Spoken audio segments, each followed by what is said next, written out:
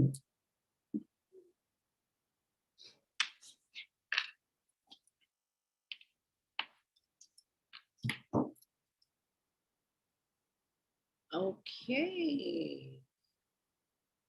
I see everyone here, and by my clock, it is 5:30. Hello, everyone. Hello, good afternoon. And everyone, welcome to El Rancho Unified School District regular meeting of the Board of Education, July 20, 2021. At this time, I would like to ask Ms. Mejia if she could please read the mission statement.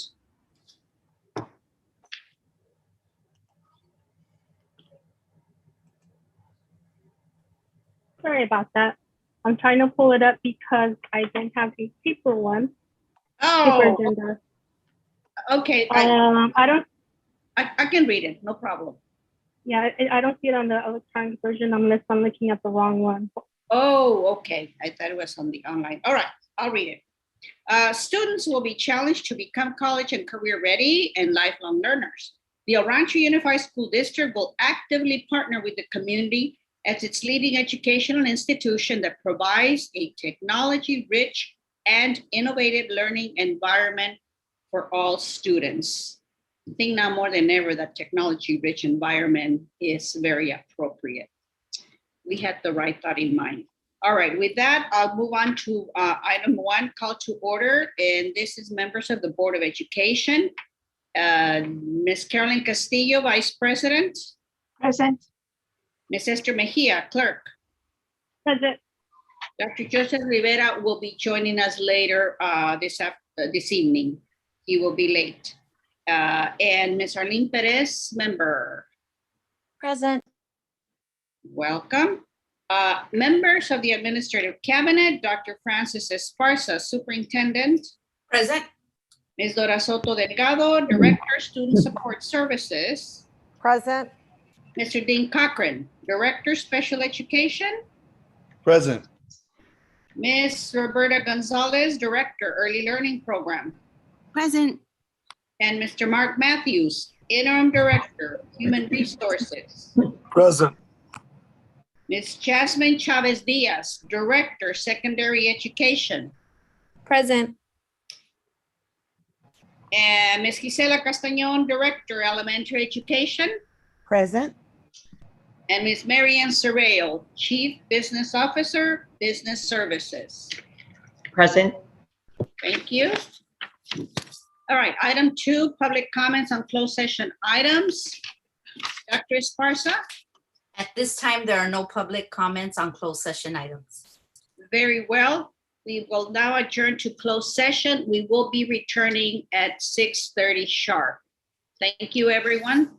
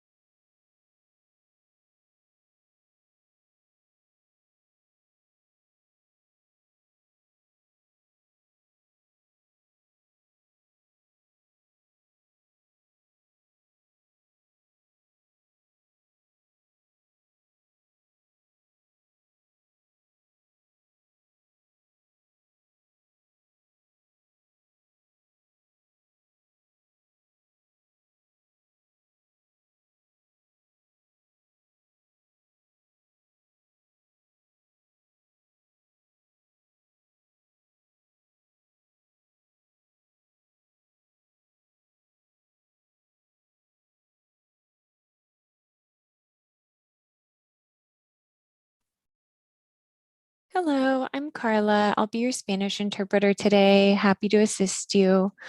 I just wanted to see if someone can make me a co-host, and that way I can rename myself as the Spanish interpreter to eliminate any confusion.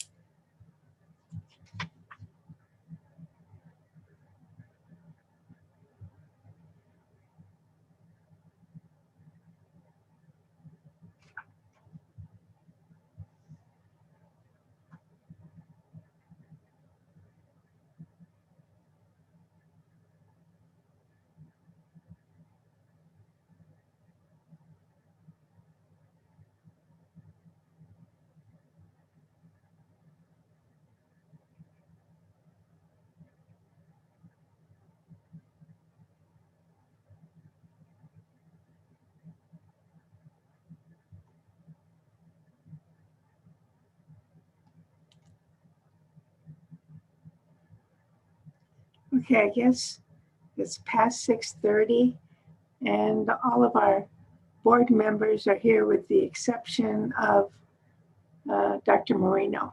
And she was switching computers. I see it said somebody with like an iPad too, and I don't know who that is. But we'll get started. So we are back in open session. So we'll start with a Pledge of Allegiance. So Dr. Rivera, do you want to start off with a Pledge of Allegiance?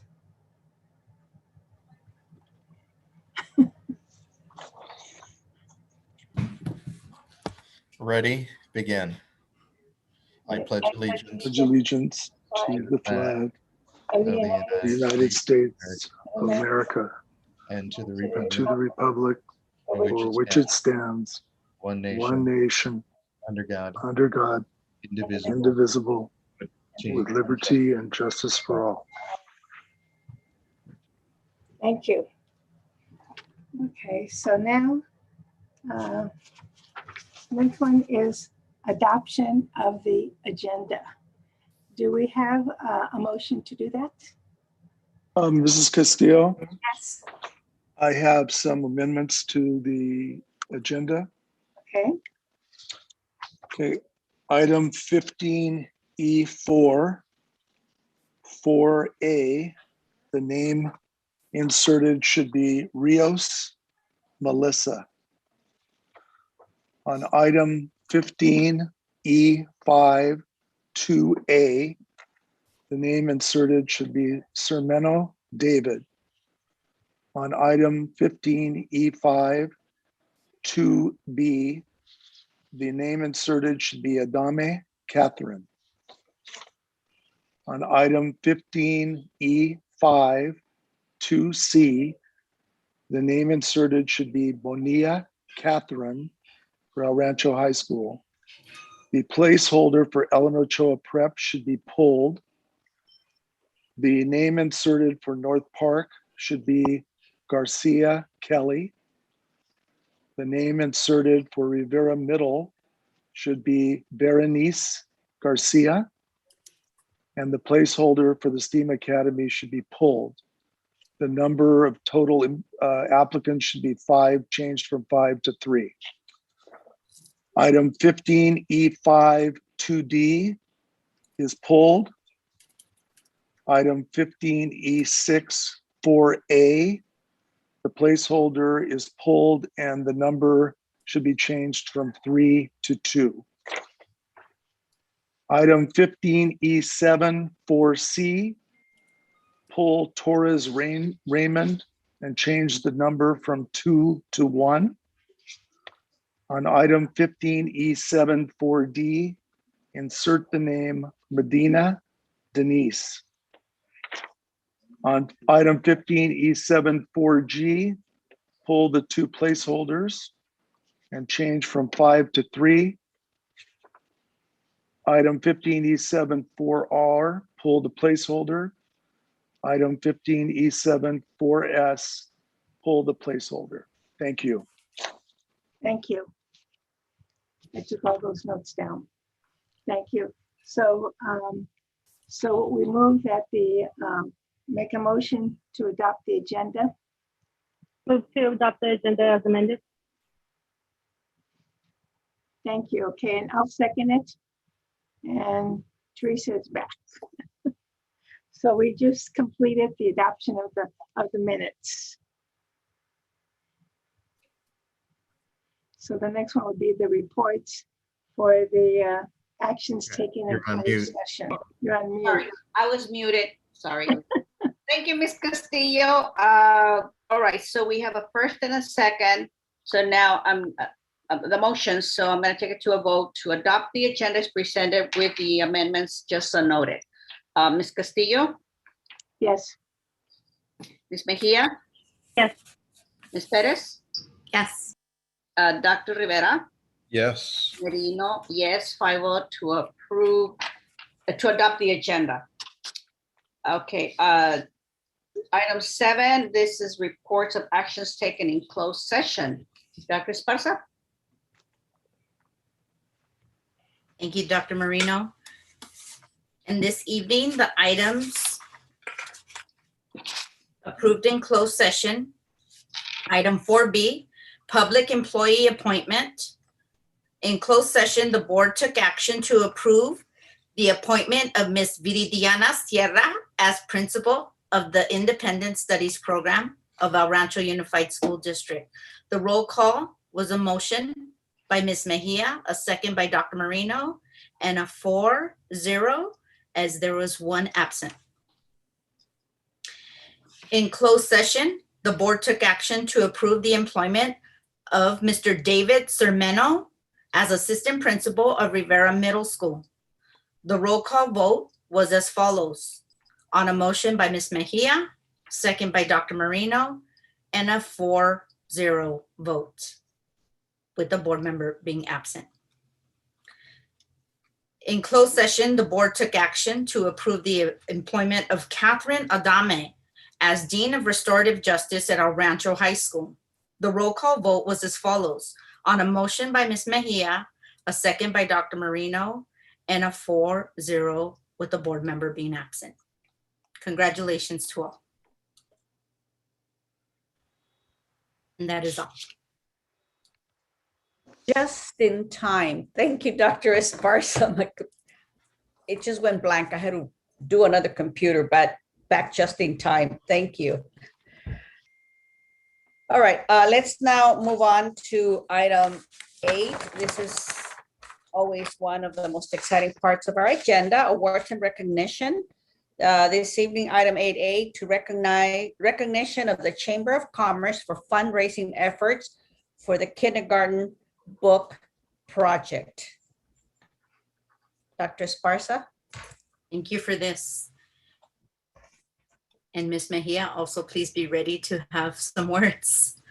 Absolutely, because I'm sorry, this is for Chamber of Commerce, but along with that, we definitely want to recognize and show our appreciation for Ms. Mejia, who was instrumental in making this happen. Thank you, Dr. Esparza.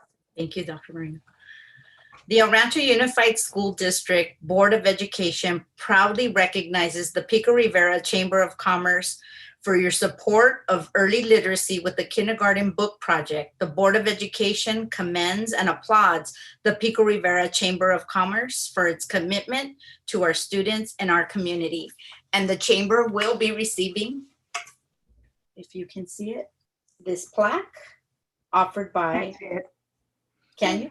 No, Oh, there. part of it, now we can see it. Offered by the El Rancho Unified School District and the Board of Education. And with us this evening, we have Mr. Julian Balderas and Mr. Marco Sapien.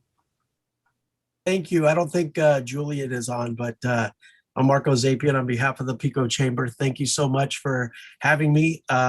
And to Ms. Mejia, thank you so much for helping us make this happen.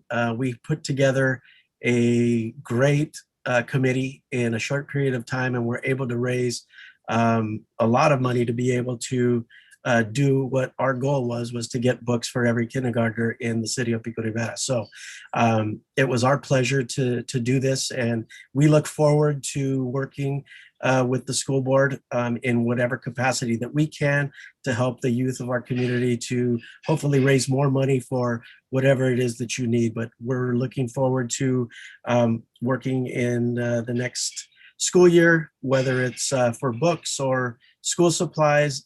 With our foundation now, we are looking to raise a lot more funds, and hopefully we could be of assistance to whatever the school board needs. Thank you, Mr. Sapien, for your kind words and for the support to the district. I want to turn it right now over to Ms. Mejia, because again, as you stated, we has been mentioned, she was definitely very instrumental in bringing it here to the district.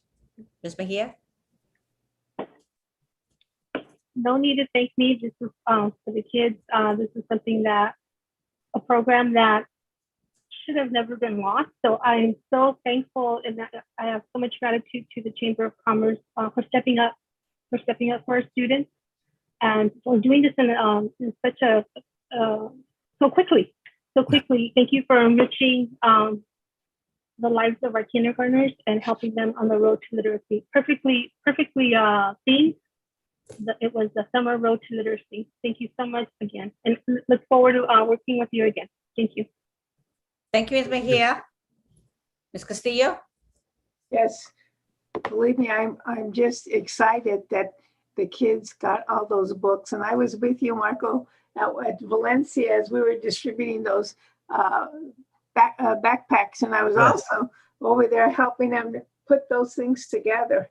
So I mean, it's just exciting to see the parents and the children getting their book bags. And I do believe that we need to keep up this partnership with the Chamber of Commerce as well as the city to make sure that we are supporting our educational goals. It's very important for our community, and I wish that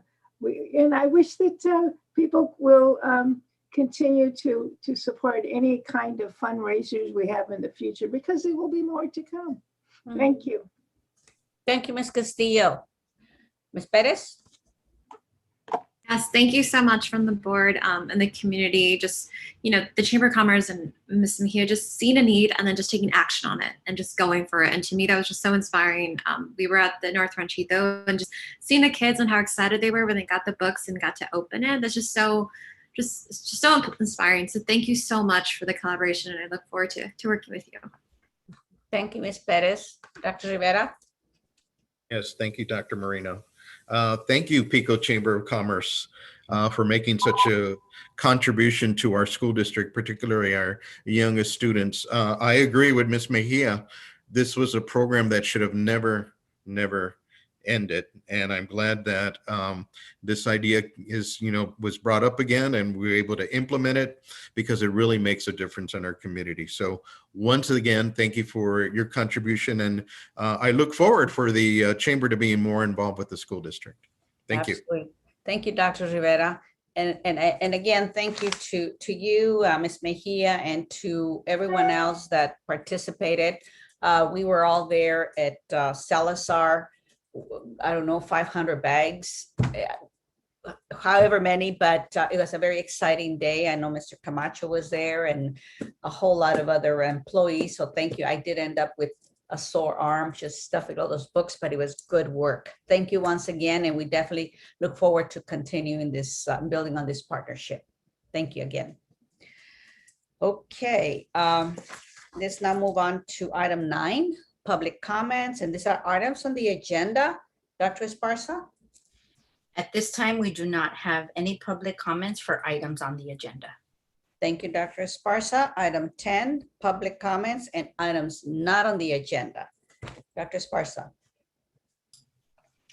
This evening, we have items not on the agenda. Public speaker, Ms. Regina Padilla.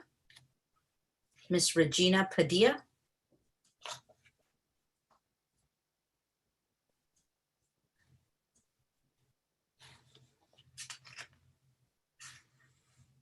Ms. Regina Padilla.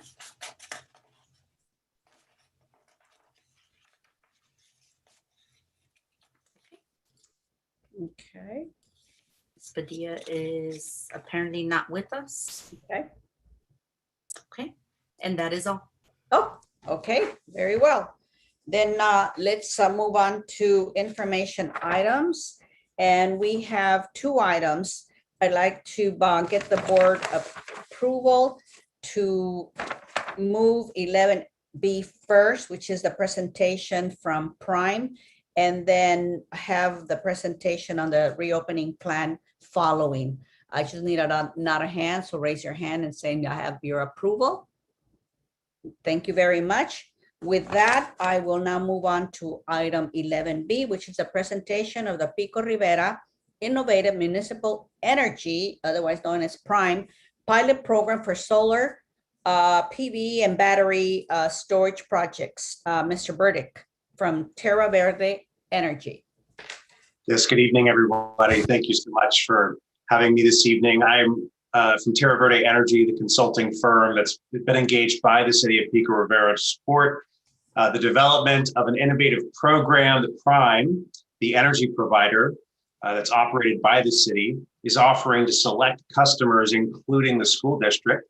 Dr. Esparza and her team have been working closely with ours in looking at the district's campuses and how you're using electricity and where there would be opportunity to save money through partnering with Prime on projects at the district. And we're pleased to announce tonight that there is in fact a project opportunity for collaboration between the district and the city. So I'll share my screen and just walk you through a very brief presentation. You should all see my screen with Prime's very blue presentation background in front of you. Can you confirm that you can see that? Excellent. So again, Prime is the locally run power provider operated by the city of Pico Rivera. And the thesis of Prime is that the money that's being generated through the sale of electricity in the city of Pico Rivera should be money that's reinvested into the community through local programming. And that really is a strong feature and focus of Prime's energy program. What we're about to discuss this evening is the direct outflow of that commitment, where Prime is looking to its financial resources to invest those resources into unique and innovative programs like this solar and battery program. And effectively what this program is would be the city partnering with the school district in procuring, under a third-party ownership agreement, a energy services contract for the installation of solar and battery energy storage technologies, specifically at El Rancho High School. We'll talk in a minute about why that site was selected, but effectively how this program works is Prime has already determined in collaboration with my team that there is likely strong both technical and financial fit of this project for providing substantial savings to the district. With the district's consent, we will complete the final stages of technical and financial due diligence and return to you with a fully completed pro forma with the expected financial performance for that project under no cost and no obligation from the district to the city of Pico Rivera or to Terra Verde Energy. If in fact we do find a project that meets your specifications and you would like to include this project in the program, your project at El Rancho High School will be added to a cohort of projects, similar non-residential scale, commercial scale solar and battery projects that are going to be deployed across the city in a joint procurement managed by the city on behalf of you as well as other customers that are participating in the program. And effectively, the school district will get lower energy costs and backup power through these projects that are procured at scale and that receive the economies of scale benefits of being part of a much wider programmatic procurement of projects. Again, Terra Verde Energy, we're an independent consulting firm with a proud history of serving schools and cities and other public agencies for the last 12 years. Over those 12 years, we've deployed over $400 million worth of solar and battery projects and have delivered over 50 million in savings to our customers to date. We're independent energy advisors. We're an extension of the city. We're an extension of your team and evaluating your opportunities and securing those projects in a manner that yields maximum value and protects your interests. So what we're asking for the district to consent to this evening is for the board to advise or to authorize staff to sign a non-binding letter of interest, which simply expresses that the district is open to a program proposal from Prime. So it doesn't commit you to the project or to partnering with Prime. It just simply provides documented interest of the district in the program. That will become material, especially if and when we do include this project in the joint procurement phase. The respondents to that solicitation are going to want to see some material representation from the district that you are in fact interested in a program like this. Once we receive your non-binding letter of interest, we'll then prepare your project specifications, return to you with a full completed financial analysis. And then once you've consented to include the project into our procurement, we'll then include your project with this portfolio of projects, run our procurement process and return to you with a formal program offer And at that point, you have a go, no go decision to commit to a joint collaboration with the city or to let that opportunity pass. A few reasons why the district might consider prioritizing this. One, again, this joint procurement offers you better pricing than what you would see if you were to engage the market for a standalone project at that site. As a single school district looking for one project, your single project is going to be part of a wider portfolio of projects and will enjoy the technical assistance provided by my firm at no cost to you, and provide you the long-term partnership with the city who operates with your interests in mind. And then lastly, there are a few drivers pressing a sense of time urgency around this. Right now, there is a very rich incentive program that can cover up to 30% of the cost of the battery for this project in California. But this funding source, known as the Self-Generation Incentive Program, that funding is depleting rapidly because lots of schools and other organizations want these types of technologies, and they're drawing down on the available funding quickly. Similarly, there is a federal tax incentive that's providing right now 26% of a benefit to projects like this. And that benefit's going to begin stepping down in just 2 years and aggressively stepping down beyond that. So we want to capitalize on the highest project incentive opportunities while they're available. And then lastly, as we speak, the state of California's Public Utilities Commission, the state is entertaining new proposals from Southern California Edison and the other investor-owned utilities in terms of reducing the value of new solar projects through what's known as the net energy metering program. And we want to move together the city and the school district to lock down this project while the current program at its richer level is available. Because once this transition occurs, which is expected to happen sometime next year, the amount of value that this project would provide would be far less than what it is today. So we want to move with the district to evaluate your opportunity. Again, no cost, no commitment at this stage, just a letter of interest. And then should we find a project that you would like to include in this joint procurement effort, we'll then go and find you your project. A brief initial review of El Rancho High School shows that based on the energy use profile and the rate structures that you're currently being charged for electricity under the Prime program, you're expected from a moderately sized solar and battery project to see over $1.5 million in terms of energy cost savings through the 25-year life of those assets. So the next steps here, and again, what we're asking for the district to proceed with is this non-binding, no-cost letter of interest. Once that's received, my team in collaboration with the city will complete the financial and technical due diligence, provide you with an update in the form of a cash flow pro forma, and look to your consent to then include the project in our procurement efforts. So with that, I'll turn the floor back over and answer any questions you might have.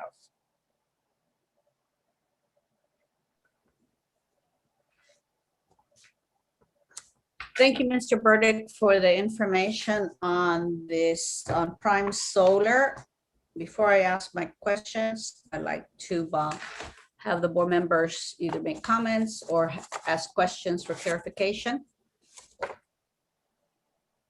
Ms. Perez? Hi, thank you for the presentation. I just have a question, just like what are some examples of past projects that you've done within a high school, for example? Yeah, so again, we have a proud history of working with several schools. Our latest wave of projects have been with Palmdale School District, Visalia Unified School District, Petaluma City School District, in securing those battery incentives. In the case of Palmdale and Visalia, we were able to secure the richer incentive levels. Funding for that has all been subscribed, but the incentives are paying for almost 100% of the cost of their batteries, and we're helping deploy their latest phase of energy storage projects. In the case of Petaluma City Schools, there's an innovative project application where they've been really suffering as a result of power outages in Northern California from the wildfire events. And as a result, they've incurred substantial losses from spoilage of food and other perishables. And we're talking about hundreds of thousands of dollars with each power outage. And so we were able to account for those losses using our defensible accounting methodology known as the economic value of resilience to be able to quantify how much benefit could backup projects like a solar plus battery system provide a school district. That accounting methodology was used to develop their program, which is poised to deploy 3 new solar and battery projects that will both reduce electricity costs and provide backup power and spare them these spoilage costs. So those are just a few examples of recent projects. I have a follow-up question because I'm not as familiar with this. So when you mean a solar powered battery, do you mean like a roofing that like a solar powered? Like what are specific examples about like what does that look like at the school? Yeah, so in many cases, the solar panels are installed on carport structures. So the added benefit of having shading over your parking lots, which could be an application for the high school. In other cases, rooftop or ground mounted systems where they're placed in a portion of a field or a yard in a gated kind of safe environment on the campus. All of those types of project applications are approved by the Department of State Architecture and have been readily deployed on campuses throughout the state. Thank you. Sure, great questions. Thank you, Ms. Perez. Board member, Ms. Castillo, questions? You're muted, I think. You're muted. Oh, I hate this. I always do this, Almost just like over. everybody else does. What else can we say? In your presentation, you talked a little bit about cost savings of about 25% of the projected cost. What's typical project costs that we're looking at? You know, because we're looking at solar panels, that means we're purchasing it or leasing them, as well as a battery storage, right? Is that what we're looking at? So under this particular program, the district won't have to dip into budgets to pay for the capital expenses for these projects. The city, through its procurement, is going to be requesting solar and battery firms to bring their financing to these projects. What the district will be entering into is a energy contract with the city of Pico Rivera that is built on the terms of the agreement between the city and that solar developer who's going to finance, install, operate, and maintain those systems. So the district won't have the burden of the capital expenses for the project. You won't have to own and operate that equipment. That will be done on your behalf by the solar company. And then my team, as well as Prime, will be monitoring and managing that solar company through the construction and through the performance period, delivering the savings and the value through those resources. So the district won't, there is no budget required for this. It's simply reducing your electricity costs, which will be passed through directly to you on your Edison bill in the Prime programming feature of the bill. Okay, you mentioned that you're going to be using new technology. What is that new technology that you're bringing to the district?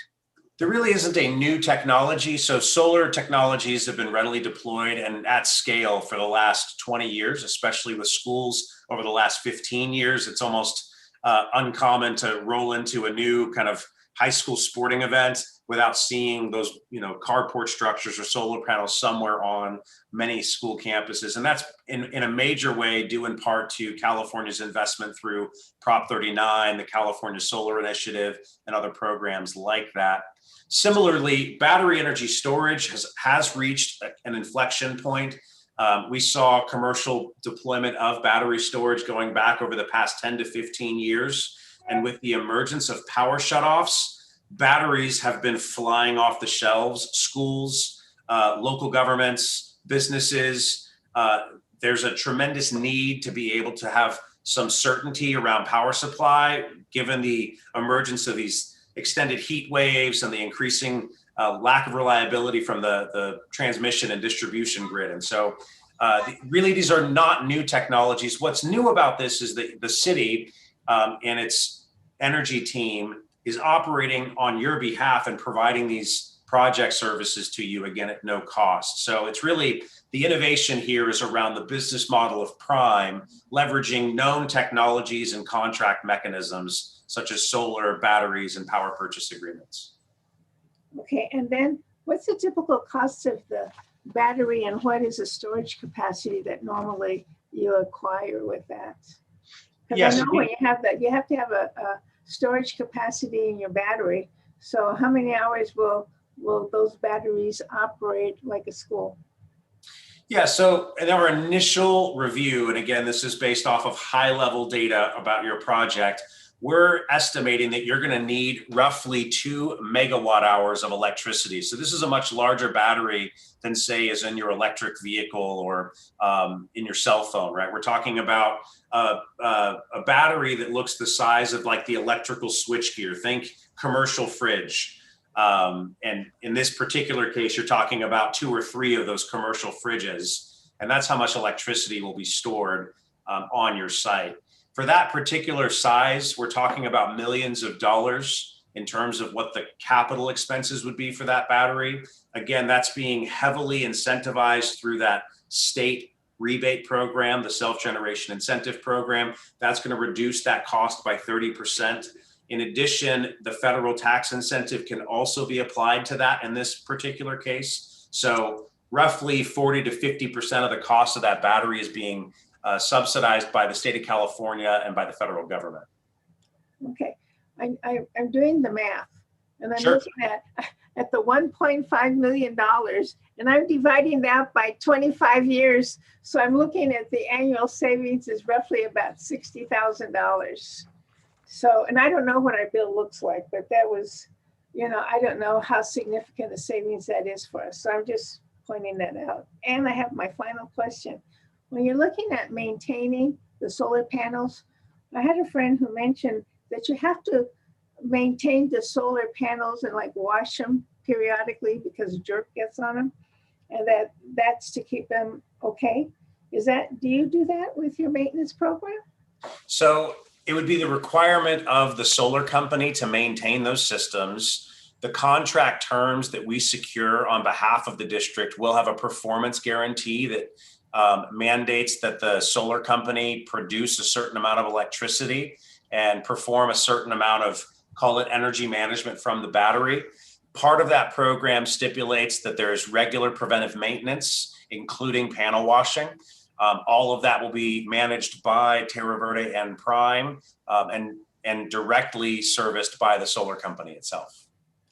Thank you. You answered all my questions. Thank you, Ms. Castillo.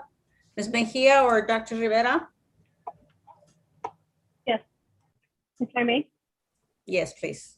Yeah. So, Mr. Burdick, I know that you can't give me a hard timeline, but just like an estimate of past projects, what did the timeline look like for those types of projects? Yeah, in this particular case, we would expect to return to the district with final specifications and expected financial performance within a period of say 4 to 6 weeks. We're hoping to finalize the portfolio of projects and go to market in a matter of 2 to 3 months. That procurement process will take roughly 2 to 3 months to allow for vendors to respond, for the proposals to be evaluated, and for the contracts to be negotiated. After that, call it 4 to 5 months between evaluating your project and running procurement, is where we will then provide the district with a formal program partnership agreement. So at that stage is when you would have the go, no go decision. So here we are in July. So we're talking about late this fall, you would be presented with that program agreement. And then if you decide to agree to the project, it would be roughly a 16 to 20 month project cycle for design, permitting, engineering, and the installation and commissioning of these systems. So we'd be looking right now at construction sometime in the summer of 2022, potentially looking at the fall or winter of 2022 as we head into 2023. And again, those are rough timelines, right. But that's what we're targeting. And then, so although the district would be paying for, I don't know, like you said, the battery and all that, we're purchasing the electricity from the provider, correct? Kind of exactly like what happens with Prime. Exactly. So you're not purchasing the solar, you're not purchasing the battery. That's being financed by the company. You're then entering into a program agreement with Prime, who's just going to lower your bills, your Edison bills, as they are managed by Prime, will be reduced, and they will include a new program participation payment. And the the new program participation payment will be less than the total amount of bill savings to deliver you that lower cost. That's the $1.5 million roughly over the 25-year period. So again, no cash out of pocket. It's just on bill savings that you'll be looking for. And last question, so, and that's specifically only for the high school? That's right. So Prime provides electricity to all of the school district sites. At El Rancho High School, what will happen is the costs for electricity are going to be greatly reduced because of the performance of the solar and the battery system at the site. There will be a new program participation agreement payment. So there will be a fee of, let's say that currently your average rate at the high school is 25 cents per kilowatt hour. Your solar and battery might reduce your cost to 5 cents, leaving you 20 cents of savings. The prime payment might be 15 cents, right? So you're paying now 20 where you were paying previously 25. Those are not your final numbers or a formal offer. That's what will come in the final due diligence phase over the next few weeks. And then when you have those types of agreements, like is it like a 25-year agreement and the rates change over the years? So the expectation is to deliver a fixed power purchase agreement price so that you're paying a fixed cost for the solar and battery services. So that's a hedging against future cost increases. And the 25-year agreement is to keep with the expected useful life of the technologies. The solar panels themselves are expected to last 25 to 30 years, typically warranted for 25. The battery is typically warranted for 10 to 15 years. So you'll see those timelines and how these prices intersect with your costs in the final pro forma that's delivered here in a matter of weeks. Thank you. Sure. Thank you. Thank you, Ms. Mejia. Dr. Rivera? Hi, thank you. Let me see if I understand that. Once the installation of the solar panels are placed in the school, as well as the batteries, the energy generated there will be stored there. Is that energy that the high school will use exclusively, or does part of that energy goes to the grid? So the majority of the electricity is going to be consumed on site by the high school facility. Whatever is not consumed on site by the facility is passed through to the grid. Under the terms of the net energy metering program, that creates effectively a credit for the district that then offsets usage in the lower solar performance months, right? So when, for example, in the winter and there's not as much solar availability, you're driving more power from the grid, the credits that you're banking in those call it windfall power production months can offset your costs in those lower production months. So every bit of the power that's produced is helping to reduce your costs. It's just, it's electronically being accounted for through the net energy metering program. So that additional energy then is sold off to the city residents if they participate in the Prime program?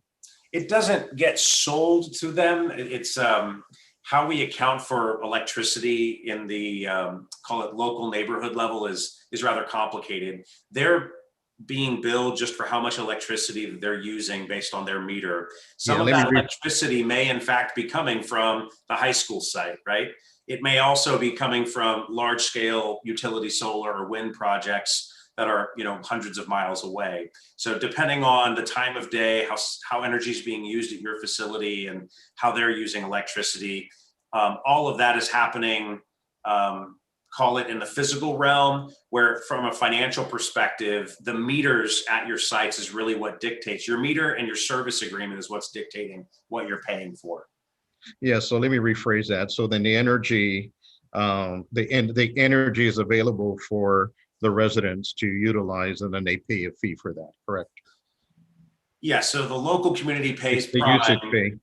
Yeah, they pay Prime for all the electricity that they're using, whether that electricity comes from a large solar project or from the local, your rooftop solar project at your neighbor's house might be providing electricity to your home when they're not home. You're not paying your neighbor for that power, right? It's just flowing through the poles and wires and coming to your house. You're paying your energy company, Prime, for that electricity. Okay, so some of the knowledge that I have about solar panels that I have looked into is that although they may be warranted for 25 years, that after a few years they begin to lose their energy efficiency. So they may start at 100% and eventually go down to 95, 90, 80. Um, uh, what is it in the warranty that protects against that, or is that covered in terms of losing the energy efficiency over time? Yeah, the expected, call it reduced degradation each year is 0.5% of capacity. So at year one, it's 100%. Year two, it's 99.5% of capacity. So there is a marginal reduction in the efficiency of the solar panel. Again, a few things. One, the equipment will be warranted. And so the solar company, if they deploy a product that falls below that, will have their warranty with the manufacturer to be able to exercise to bring a higher performing product that's in line with that warranty. In my 15, 20 years of observing these types of solar projects, of the industry, repaneling projects because of manufacturing defects is highly uncommon. The other piece to keep in mind here is, again, that the district will not be owning those solar panels. The solar company owns them. And if they begin to degrade faster, the solar company is still on the hook to compensate the school district for the amount of electricity that should have provided. So they'll be paying damages to the school district if they're not providing the energy services that they agreed to in the contract. Okay. And solar energy is becoming energy, and it's evolving over time. I just read the other day in Las Vegas, a hotel has created kind of like a solar farm, and they're now generating a significant amount of energy for their hotel, which brings to mind jobs and technology. Would there be any type of opportunity in the future to perhaps train some of our employees in solar technology, so when the day does come that we're no longer dependent upon these companies, that we can have existing employees who be able to maintain that on site? Is there such opportunities? There are. So at Terra Verde Energy, we support schools who, in some cases, want to own and operate their systems. They have access to the cash to purchase and own their systems.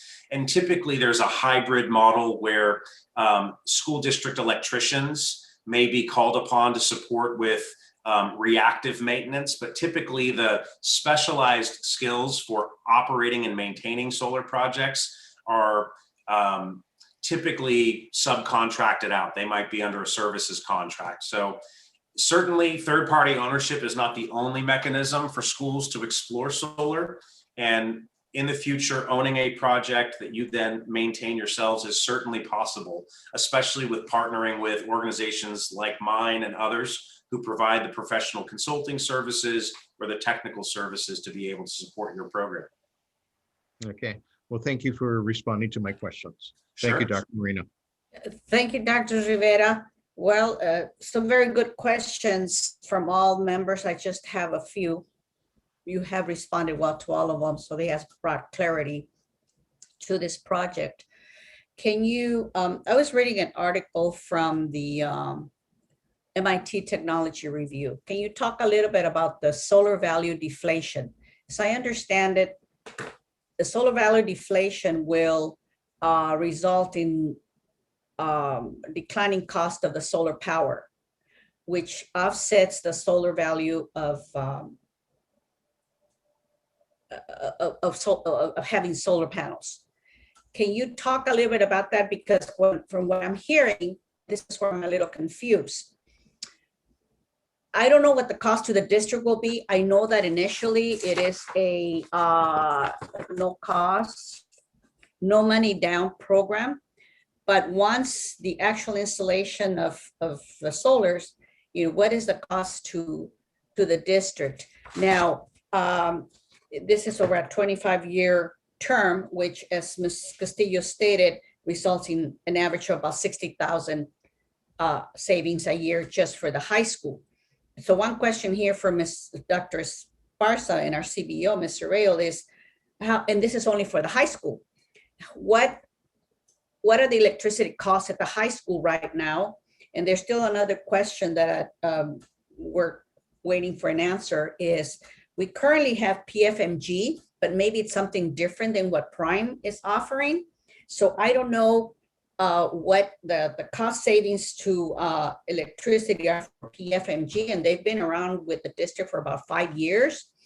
So one thing is that, I like, as a board member, I like to see the benefit of Prime versus PFMG. So can you speak to the solar value deflation? Yeah, to maybe restate what I think I heard in your comments about solar deflation, there's certainly, from a wholesale markets perspective, a declining demand for midday energy production. Because there's been such a success story with the deployment of large solar projects like the solar farms you see in the eastern, Southern California region. Because of the massive deployments that we've seen, there are, in many cases, especially in California, an oversupply or an abundance of supply of midday generation. However, as soon as the sun disappears, there's now this surge in the need for other power generation sources. So maybe the article you were referencing was referring to the wholesale markets and what we're seeing. That is creating a challenge that the marketplace is responding to. For example, there's tons of investment going into utility scale energy storage or other means of renewable generation that can be operating when the sun goes down, right? So certainly from a wholesale markets perspective, there's interesting things happening to solar power purchase agreements. The prices have come way down. And that's, certainly been reflected in recent deals that have been procured by utilities. For electricity consumers like the school district, those wholesale market price depressions for solar projects are not resulting in lower Southern California Edison bills. The increase in the complexity of what's going on in the wholesale markets is resulting in not lower, but higher electricity costs. As I'm sure that your team can present to you, there's never the happy scenario that rates got reduced by the electricity companies, right? They're always going up, and they're trending upwards and have been substantially. We expect that continued increase and escalation in pricing, although at Terra Verde Energy, to support our clients with a very conservative approach, we assume 2 to 3% of escalation of pricing from a retail perspective year over year through these pro formas. We've observed 6, we've observed 8% escalation in particular rate cases in particular regions, but we use that more conservative assumption because again, at the end of the day, our value is to bring you savings, which only happens when we materially are able to provide you access to electricity at that lower cost rate. So that might be the, call it, depression on solar pricing that you're seeing in terms of this article that you've read. And if you send me a copy of the article, I'd be happy to provide you with further commentary on the specifics of that. Actually, Ms. Castillo has done extensive research on this, and I believe that has also been shared with Dr. Esparza. So we'll provide it to you, Mr. Burdick, absolutely. And then your question to call it the value add of the Prime program and how that relates to the existing relationship with PFMG. Again, the uniqueness of the Prime program is that you're having now a partnership on your project with your locally run power provider. So instead of procuring your project from a solar company or from a battery company like a PFMG, your engagement is with the city. They're on your behalf and in partnership with Terra Verde. They are running this competitive process for your project with this larger cohort of projects, which is going to bring you better pricing than what these solar and battery companies could bring you as a standalone project at that site. So it's both the value of having partners like Prime and Terra Verde at your disposal, along with the better pricing you're going to see on this program agreement because of the economies of scale that are some of the unique value adds. Okay, so you're Terra Verde, but Prime is unique to Pico Rivera. That's so right. You're in other districts under different names, correct? But it's all Terra Verde. So Terra Verde Energy is just the consulting firm that's guiding the city through this process. So your partner is Prime. We're their consultants. We're the energy experts they've hired to help them think through how to develop this program, how to support their clients in execution of these projects. One final question. 25 years is a long time, quarter of a century. Why are these contracts so long, and are there options? So the contracts, again, are built around the expected useful life of the equipment themselves. They're 25 years because that's typically the warranted life of the solar panels themselves. If the district is interested in seeing a 20-year agreement, that's certainly something we could consider, but we'll lead with a 25-year proposal, again, in keeping with the expected warranted life of those solar panels. So again, we'll bring you a fully completed pro forma once we've received a letter of interest from the district. And from there, we could determine whether or not that program will meet your expectations. All right. Thank you, Mr. Burdick. So it is, another question? Yes, Ms. Mejia? Yeah, I'm so sorry. I just have two more questions. Mr. Burdick, was there a location at the high school already identified, just like from an overview that you've done? We haven't talked with staff about specific siting for these resources. We've just done the preliminary sizing and financial analysis. So after the letter of interest is received, there will be a kickoff meeting with the engineers at Terra Verde to discuss with district staff the specific siting requirements. We'll need to validate that there aren't any other fatal flaws for the project with the on-site infrastructure or other siting issues that might arise. So that's what's going to take place over the next few weeks. The technical and financial due diligence will assess out where specifically the projects will be located and what the firm financial expectations are. And then my last question is, so I know that you said that the district doesn't incur costs, but the state of California Solar School Program, they to offer a rebate of about 90% of the purchase and installation. Does whoever does installation, do they take advantage of that rebate, or is it only if the school district was to do it on their own?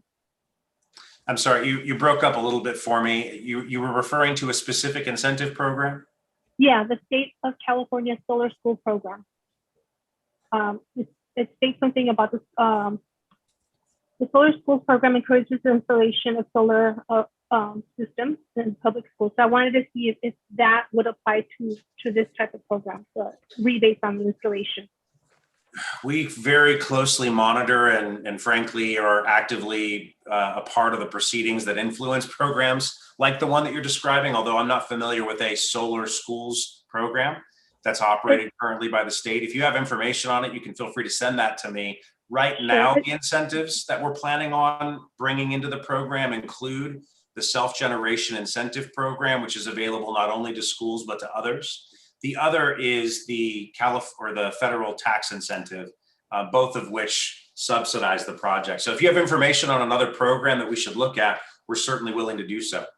Yeah, that was actually on the DSA page, DGS, well, DSA. But thank you, I appreciate the response. Sure. All right, thank you, Ms. Mejia. Okay, so this would be a non-binding.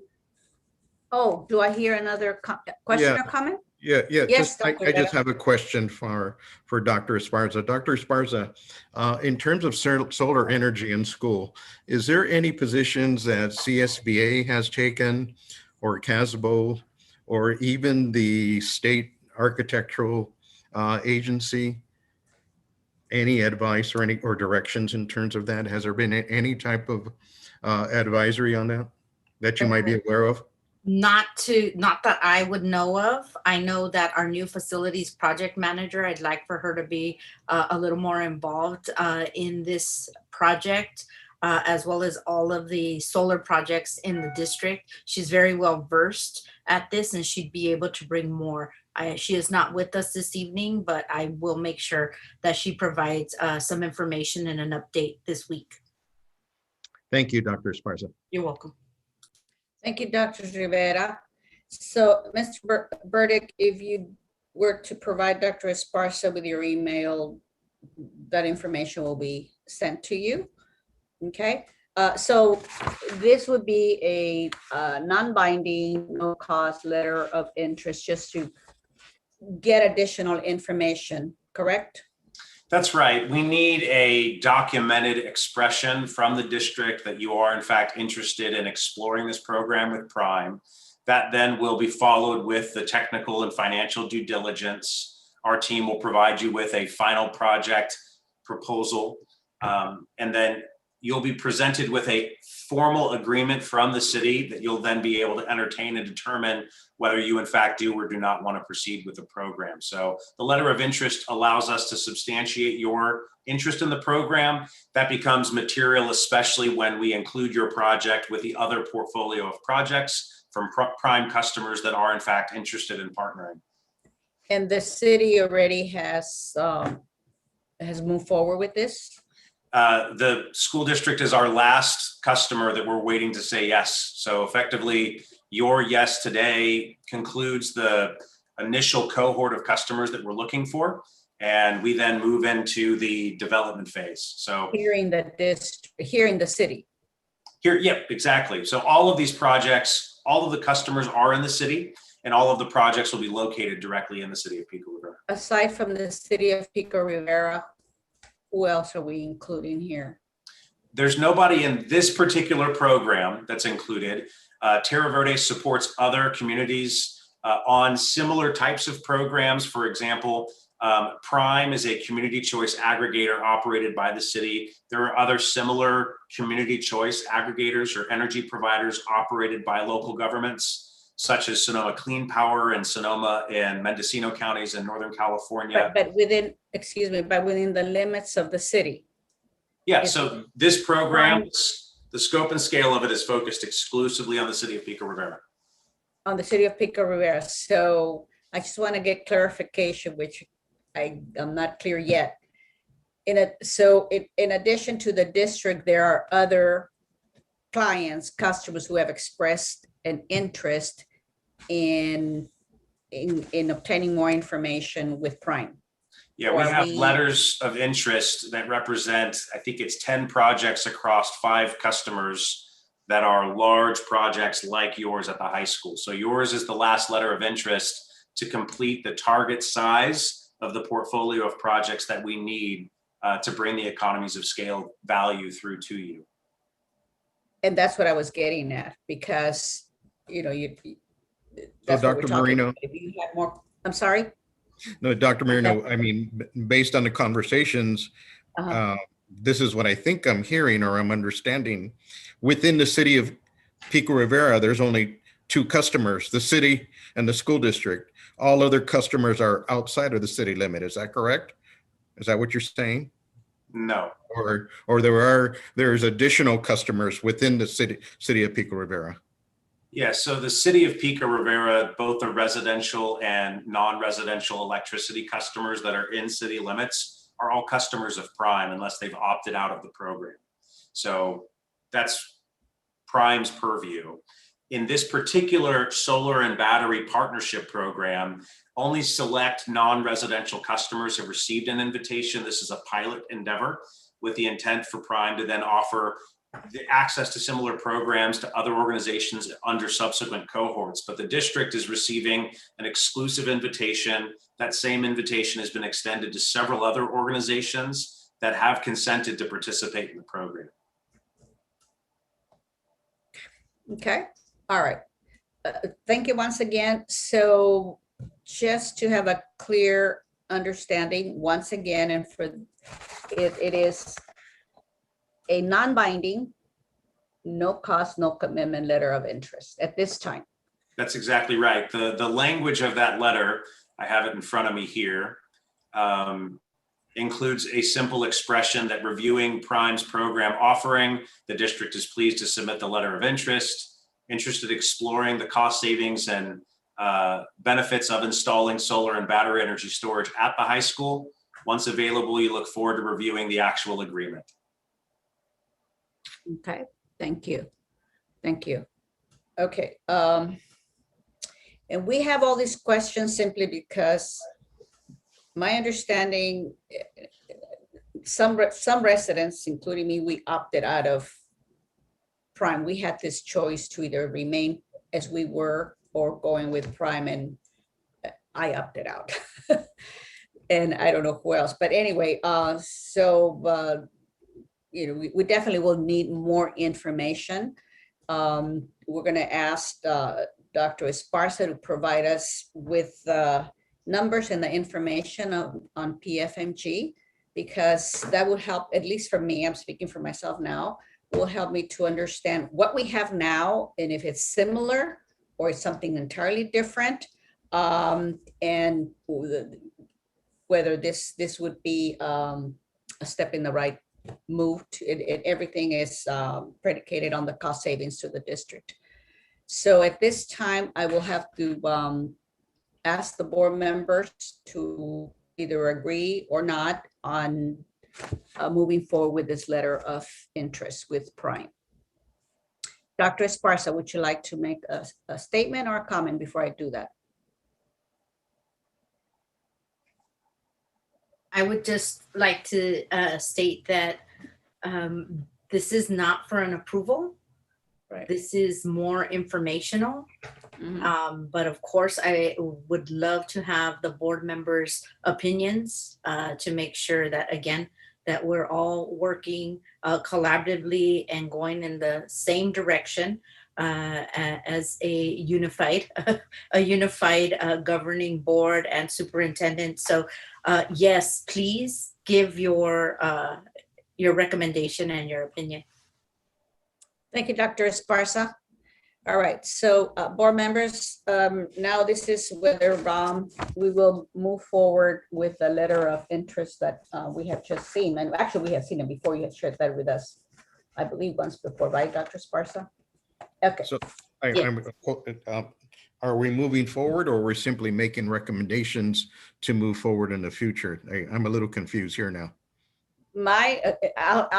I'll get to you right now, Ms. Mejia. It is whether we're moving forward with a letter of interest.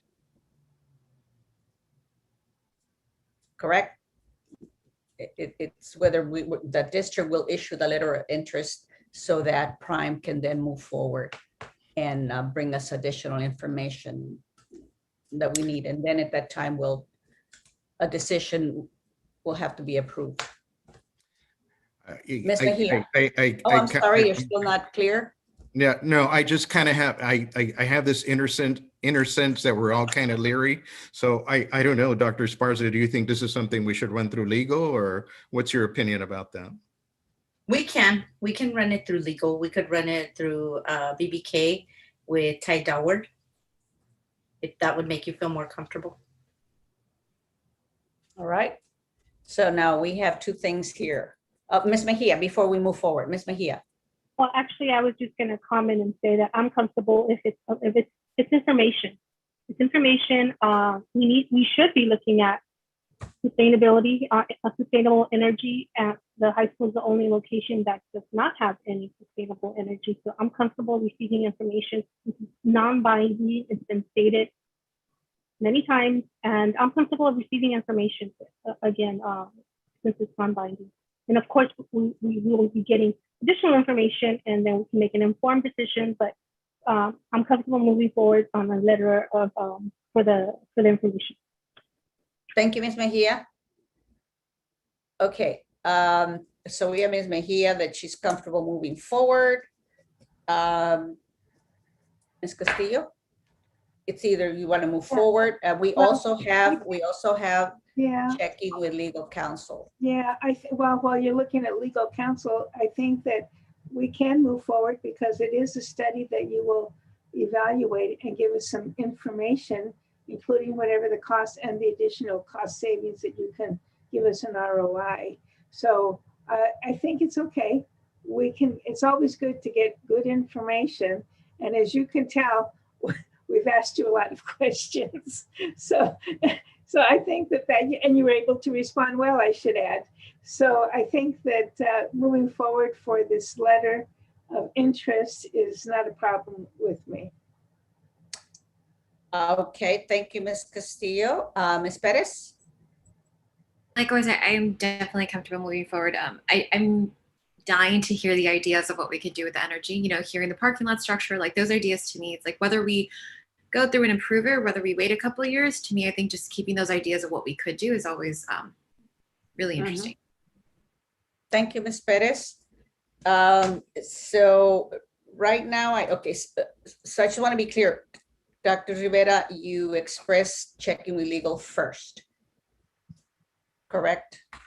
Yeah, if the board is comfortable with moving forward, it was just something to consider because I kind of got the impression that, we weren't quite sure where we're moving, but it appears that, we have interest in the project. So as long as we're not obligated to anything, I think, Okay. I think we can move forward then.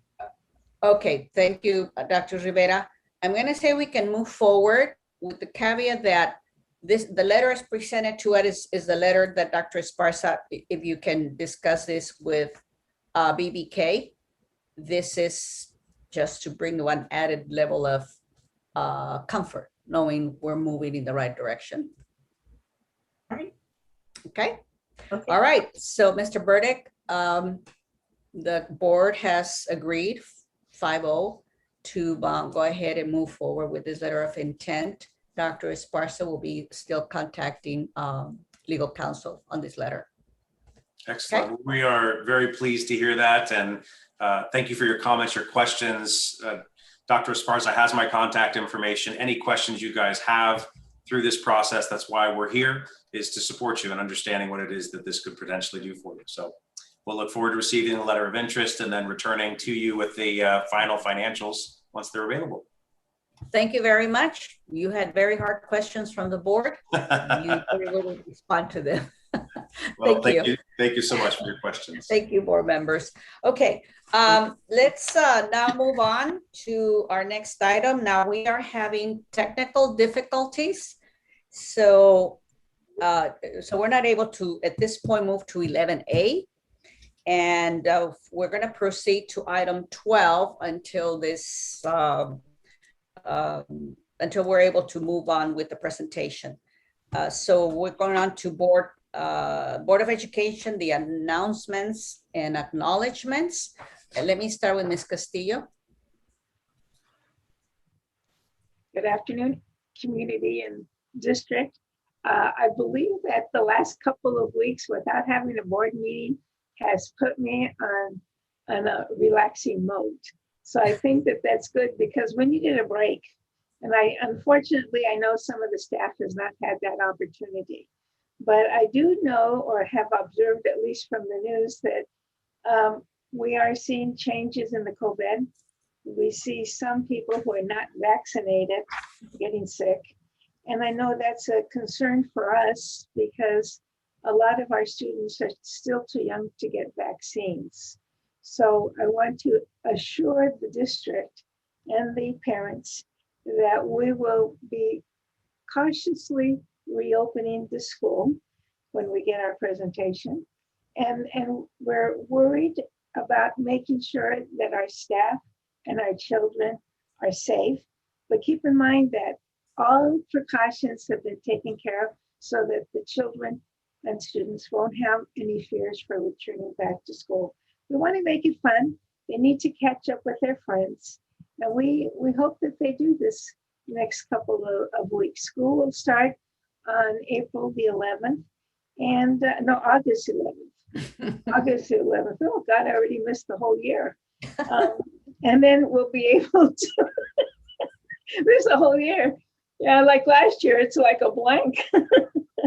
And I believe that the kids will come, the staff will come with open arms to welcome them. So I have every confidence that September, August will be a good month for them. Thank you. Thank you, Ms. Castillo. Ms. Mejia. Yes. Good evening, everyone. I echo Ms. Castillo's sentiments as far as opening our schools safely. And we will be seeing a presentation today, and I'm sure a lot of questions will be answered because I've been hearing some concerns from parents. But again, I'm sure all the questions will be answered. And yes, safety is always of utmost importance. Just I have a couple of things to report on. I attended a Grants 101 workshop. There's a lot of funding out there right now, so I'm hoping. I know Ms. Perez has asked for an agenda item for funding before, I believe. So I will request that again at the end of the meeting.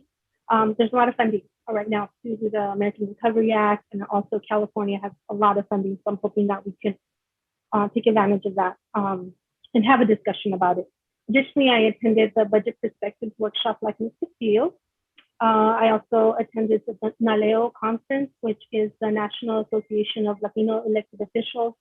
They're currently running, or they've been running a campaign with Kaiser, and it's called Juntos Podemos, Together We Can. And it's just to encourage people to consider getting vaccinated. So I just want to encourage everyone today, if you know someone that hasn't been vaccinated yet, yes, please, share the information. And yes, Juntos Podemos, we can do this. Lastly, I just want to give kudos to the district for the vaccination clinics that they provided. They've been great. And additionally, kudos to the city and to our school district for working together. They had an event this past week, and there was collaboration there. So I'm really happy that this trajectory of the collaboration both between the city and that school district. Thank you so much. Thank you, Ms. Mejia. Ms. Perez? Good evening, everyone. I'm also excited. I feel like that, those couple weeks to just kind of take a break from sitting behind a desk. Was really good. And I'm so excited just for the new school year. I feel like with the LCAP, going, we have a focus this year, focusing on the whole child, everything from academics to the mental health to overall what are, the citizens that we want to create. And so I'm excited. I feel like we're going to be on the same page and working together. And then second, I attended with, I believe, some other board members. Last Thursday, there was a discussion on computer science in K through 12 with code.org. And a lot of studies, and they're pushing for, computer science does teach critical thinking skills. It teaches so much. And a lot of students from underserved communities go to college without knowing what computer science is. And so that means that we're already behind. And I know that, some schools have a lot of coding programs. Thank you, Edna, for putting that together about what we offer at the high school, what we offer at the middle school. For me, I'm still going to push for that. I do feel like we need consistency. So if something's offered at the elementary school level, I want that at the middle school, I want it at the high school. And so working with the district to see what we can do about that. And then one other thing that's tied to that is tonight we're going to be considering the approval of the Adobe Cloud, which incorporates all of the Adobe suite. And I know some schools like STEAM offers graphic design, which I think is amazing, and how to do UI and UX design. And if all students in the district have access to it, I want to encourage us to really think about making sure that that's also available at all the schools, everything from the high school to the other two middle schools. Again, for the 21st century computer science focus, which I'm just so big on. And then lastly, kind of echoing the computer science, for any high school students that are interested, there's a program called America on Tech. They're offering a free 5-week program to learn basics of web development. It's all online. It's from July 27th to August 26th. Again, America on Tech. I posted it on my Twitter, but I'll reshare it. So if you know of any high school students that are interested in learning a little bit about computer science, let them know. Thank you. Thank you, Ms. Perez. Dr. Rivera? Yes, thank you, Dr. Moreno. Good evening, everyone. I just want to reiterate what my colleagues have said. It's been nice to take a few weeks of break here from board meetings. We looked like we were in board marathon there for a while. So it really feels great. It's been energizing to have that small little break to just to relax and think about other things. What my concern right now is the virus. Unfortunately, LA County numbers are not getting any better. Like my colleagues, I encourage everyone to get vaccinated. There's plenty of clinics available right now.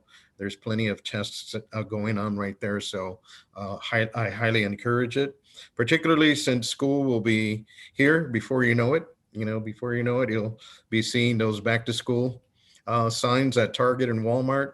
And, we'll be part of that. But I just want to make sure we have everything in place. I do want to mention to the board that I have received some communications from our community members in regards to what precautions that we've taken. I know over the course of several board meetings, Dr. Esparza and I believe Mr. Tapia have been very, very detailed and elaborate about the precautions that we're taking in terms of addressing this pandemic. One of the things I've been really emphasizing, and I think we're one of the few school districts that are doing that, is having the air scrubbers that really sanitize the air in the classroom. That's a big plus for our district, big plus for our classrooms, and a big plus for our students.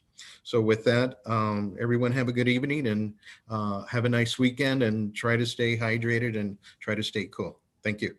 Thank you, Dr. Rivera. And I'm just gonna say ditto to everything. Yes, it's 3 weeks to the date since we last met. So I hope you all had an opportunity to decompress and take some time off. But I know that many of you still continue to work throughout this time, just again, to get ready for welcoming our kids back to school, and what could be more exciting than that. But yes, we need to be vigilant. We need to be very cautious to ensure that we keep our classrooms open and not have to retreat back to the living rooms, kitchens, etc. It's very difficult, very hard on all staff. We certainly understand what you're up against, but we definitely recognize the efforts and your commitment and your flexibility. And I say this because as all of us, most of us attended this budget workshop, so many changes came down so quickly. And I'll just reference like independent studies, that we no longer know independent studies as we've known it for many years. So the district is currently making all these changes, which means you as staff need to amend and make the necessary changes to comply with the mandates. So but it's just never ending. So with that, I just want to say in a couple of weeks, we'll be welcoming our kids back. Let's be safe. In the meantime, do take some R&R, well deserved. Thank you so much. Okay, so with that, I'm going to move on to 13, which are the comments and reports by Superintendent and Cabinet. Dr. Esparza. Thank you, Dr. Marino. At this time, I'd like to acknowledge all of our summer school and ESY principals, teachers, and staff who worked this summer to welcome over 900 students to our in-person summer school and ESY program. We had several students in person, very happy and ready to learn, and so excited to be back in those seats at the schools. I'd also like to thank the cabinet that had supported in putting all of this together for our teachers, our staff, our administrators, and for our families. It was an amazing welcome back to El Rancho Unified. I'd also like to comment on the Assembly Bill 130, which is the Independent Studies Trailer Bill that was just announced a little over a week ago. This trailer bill that was announced is requiring that every school district provide an independent studies program. The independent studies program will go from transitional kindergarten all the way to our 12th grade class. We'll provide more information in the presentation tonight on how the independent studies program will work in El Rancho Unified. Tonight, I'd also like to provide some information on mental health support for staff. Our Student Services Department has been working diligently to offer supports for our students throughout the pandemic and beyond. Now we are able to provide mental health support for our staff Monday through Fridays from 3 to 6 p.m. with the Los Angeles County social worker. The county social worker's name assigned to El Rancho Unified is Ms. Padilla. And Ms. Padilla can be contacted at 323-304-1440. Again, that's 323-304-1440. We will be putting Ms. Padilla's information on our website. Along with providing mental health support for our staff, our cabinet has put an amazing summer academy together for teachers. Our teachers have been attending as of yesterday, and they are learning so many new things that they will be taking back in their tool belt for the 2021-2022 school year to be able to support their students. This week, elementary is being provided professional development, and next week, secondary will be provided professional development opportunities. These professional developments will run all year long. There will be implemented professional development based off of this summer academy, as well as implementation of MTSS throughout the entire year here in El Rancho Unified. There's more to come with that. That is all that we have for this evening. Thank you, Dr. Marino.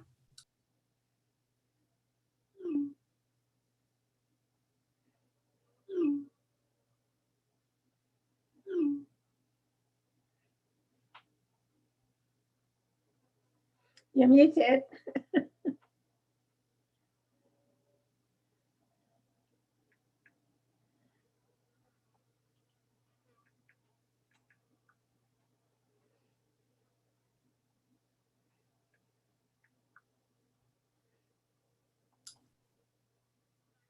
Still muted, Dr. Marino.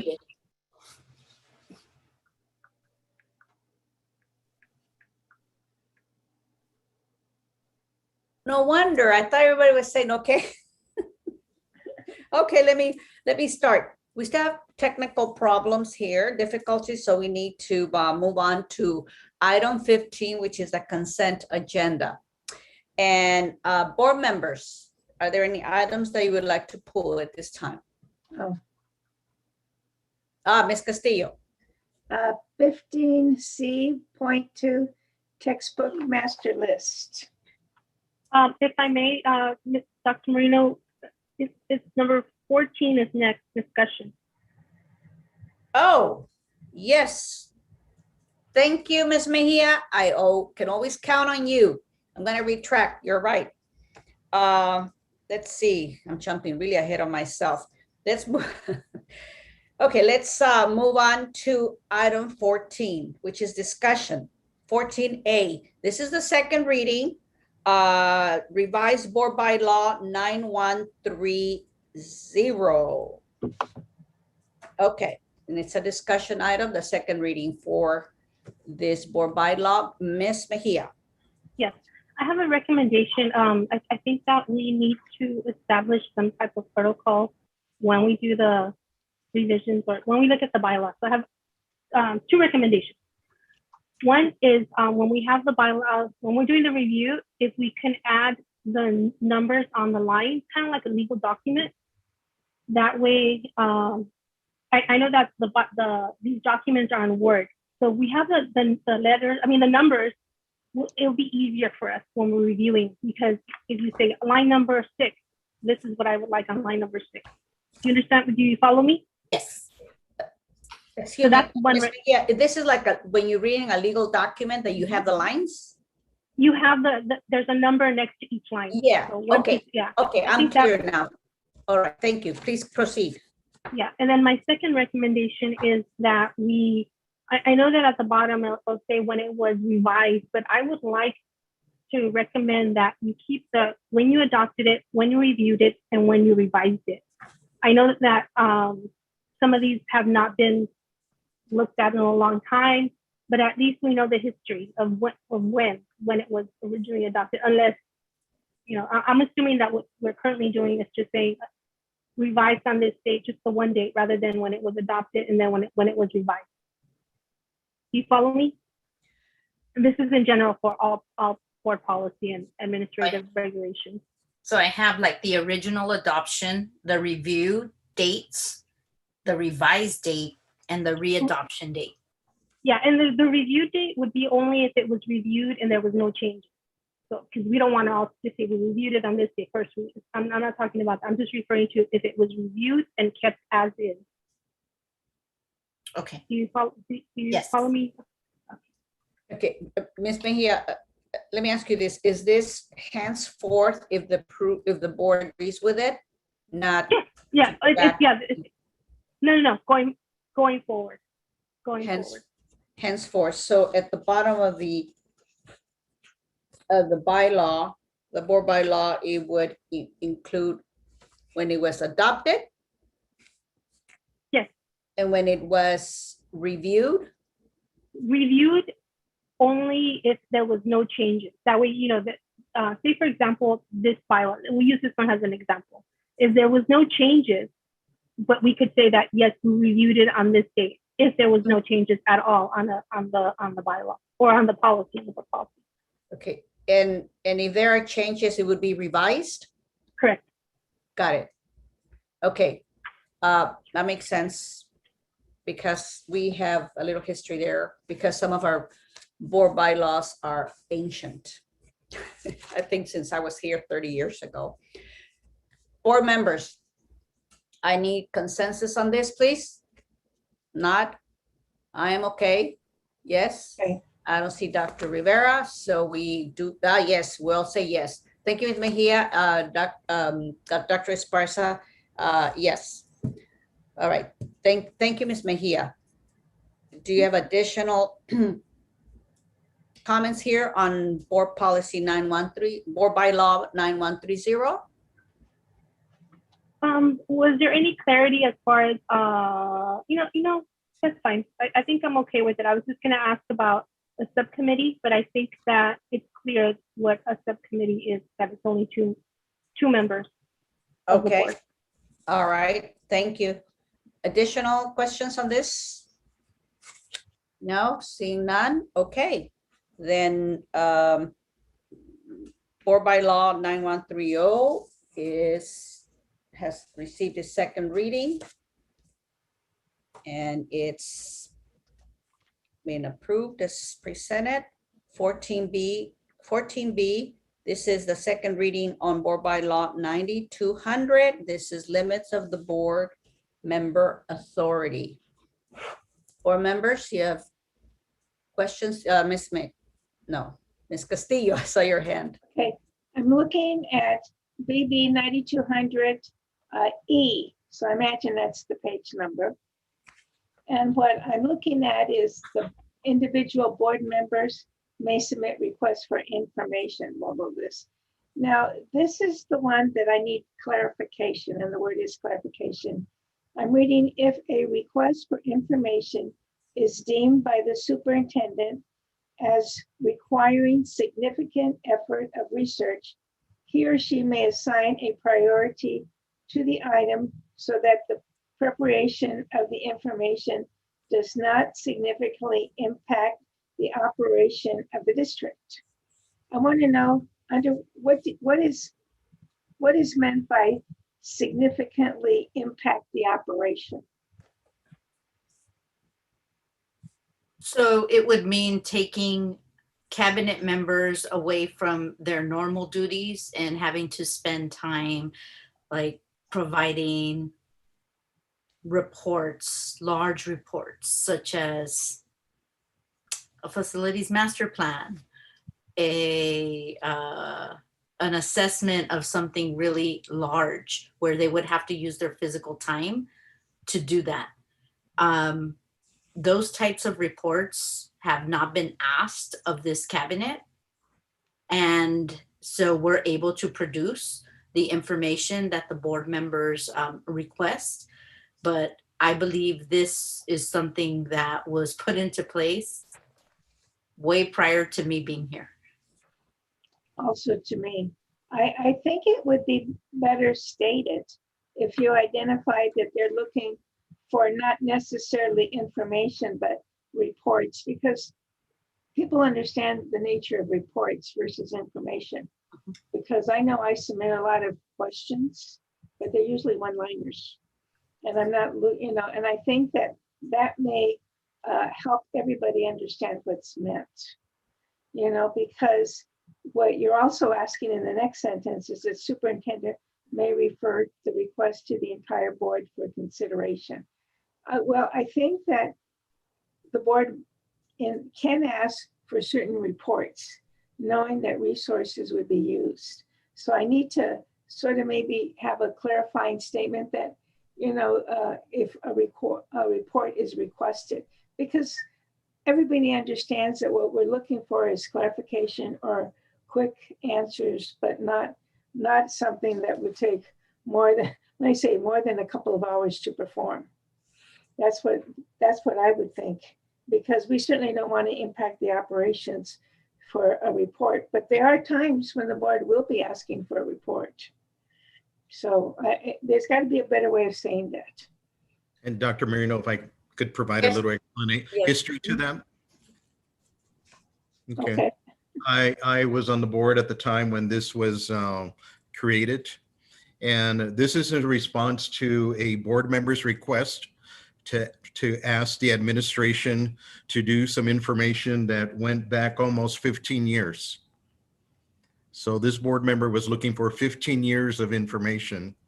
And it was very unreasonable to do that because it was going to take hours and hours and days away from the staff members from their job. So as a result of that, this sentence emerged from that.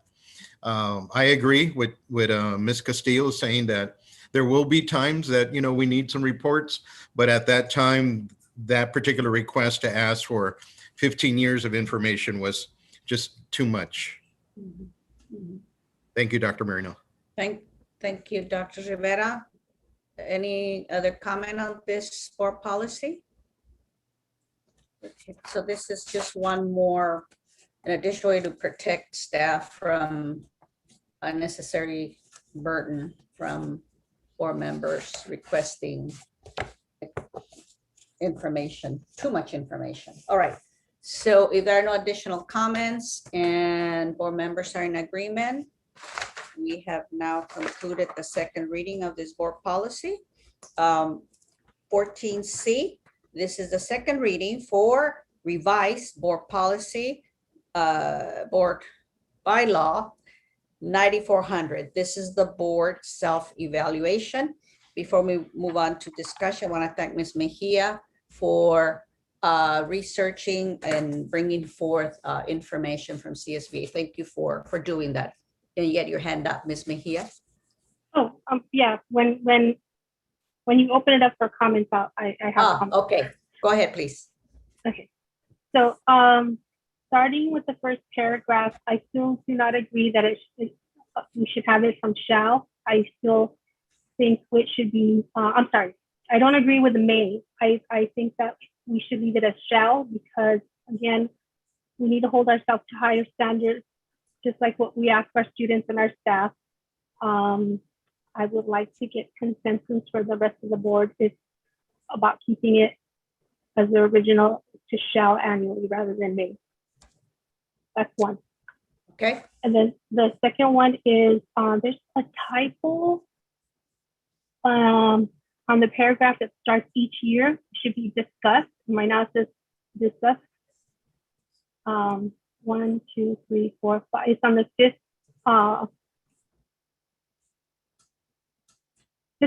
sentence. Discuss. This is a typo. On that. Do you follow me on where it says each year? Mm-hmm. And then the last one is just about the evaluation being in an open meeting. That was researched, and it needs to be in an open meeting in order to comply with the Brown Act. All right. Thank you, Ms. Mejia. Additional comments on this, board members? Yes, Ms. Castillo. Yes, I prefer to keep the May annually, and I'll give you the reason.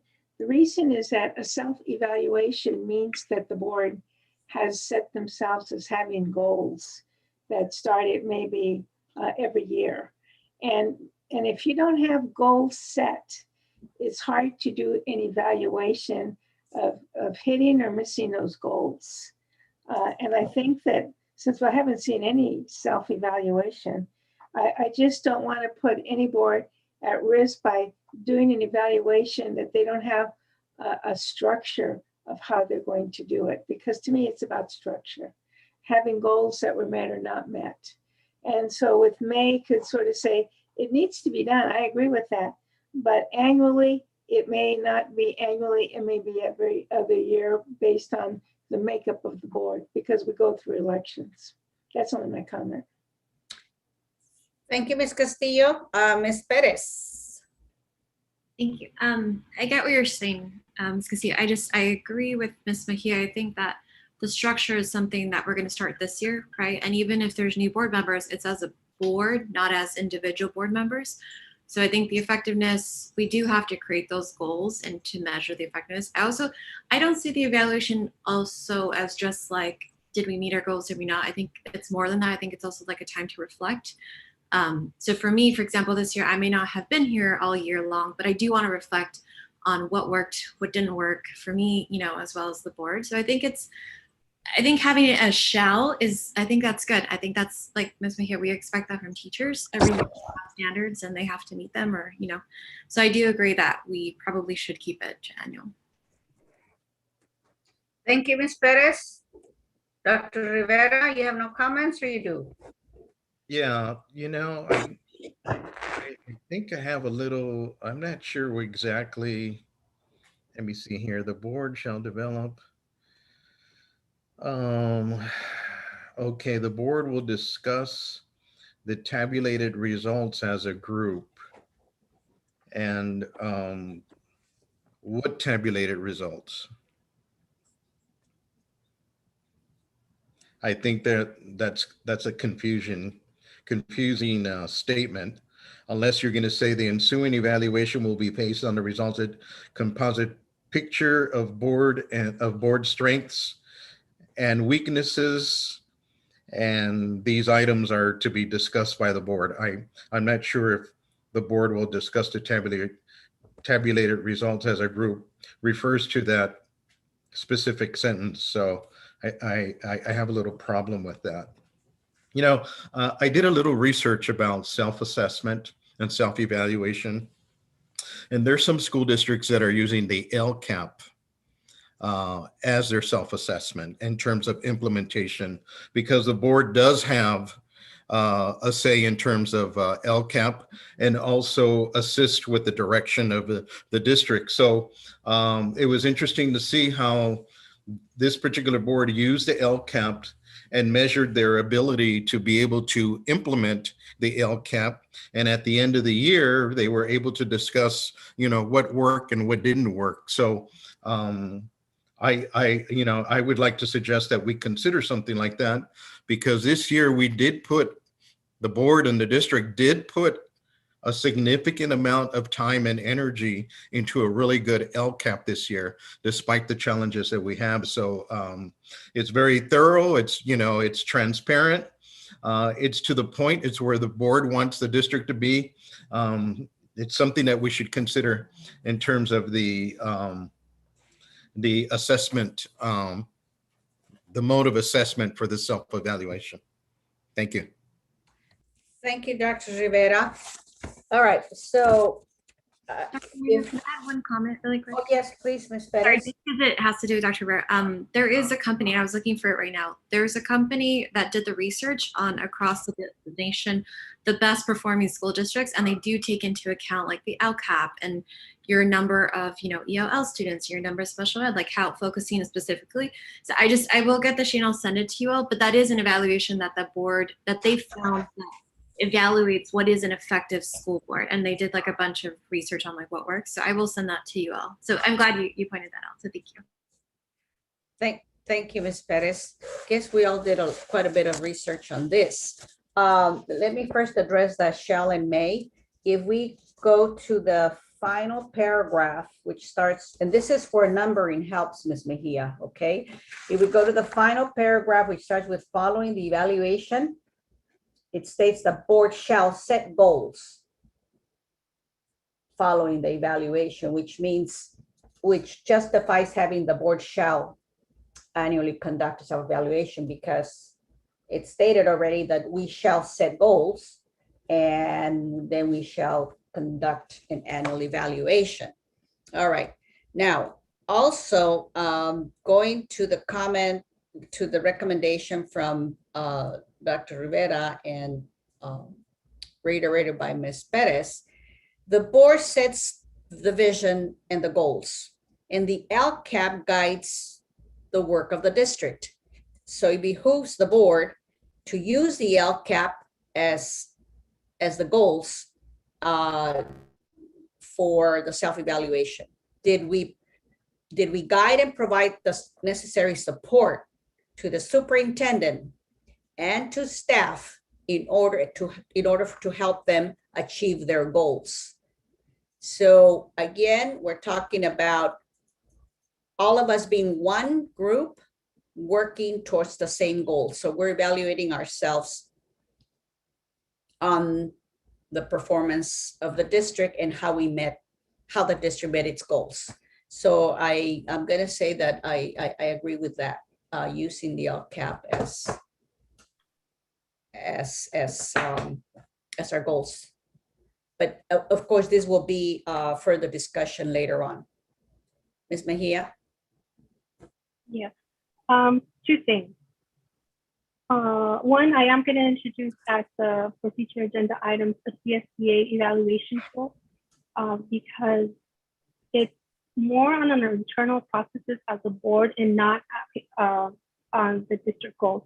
So the other thing was that this current bylaw, it says the self-evaluation instrument will be used on these goals and objectives and not on the goals set for the district. It's different, but I do agree with the part that the LCAP is a piece, but those goals are not the goals for the self-evaluation per se. That's what how I'm understanding it. And then regarding what Dr. Rivera, when he said about the tabulation, I just wanted to provide a little bit of clarification. There's going to be an instrument and there's going to be a rating. So that's where the tabulation comes in, because again, I'm going to forward you the information that I received from CSBA as far as that instrument, and that's where the tabulation will come in. It'd be an instrument as far as like on a scale from 1 to 5. Did we blah, blah, blah. I can't give an example yet, but once you see an example, you'll see what it means. But those are my comments on that. Thank you. Okay, thank you, Ms. Mejia. Additional comments on this? Yeah, I think that it may be wise to look at what CSBA has as an evaluation so we can review and discuss. And I think that that's it. It's to see what other what's the recommendation, because we need to be open-minded and we need to look to see what it is, because as I mentioned earlier, my problem with the main shell is that we what I see as goal setting is something that is something that the board needs to do, period, because we're operating in a governance timeframe. The LCAP for this year, that we didn't have an input to the LCAP. We approved it. So I have a concern about using that LCAP as a measurement of the board's effectiveness.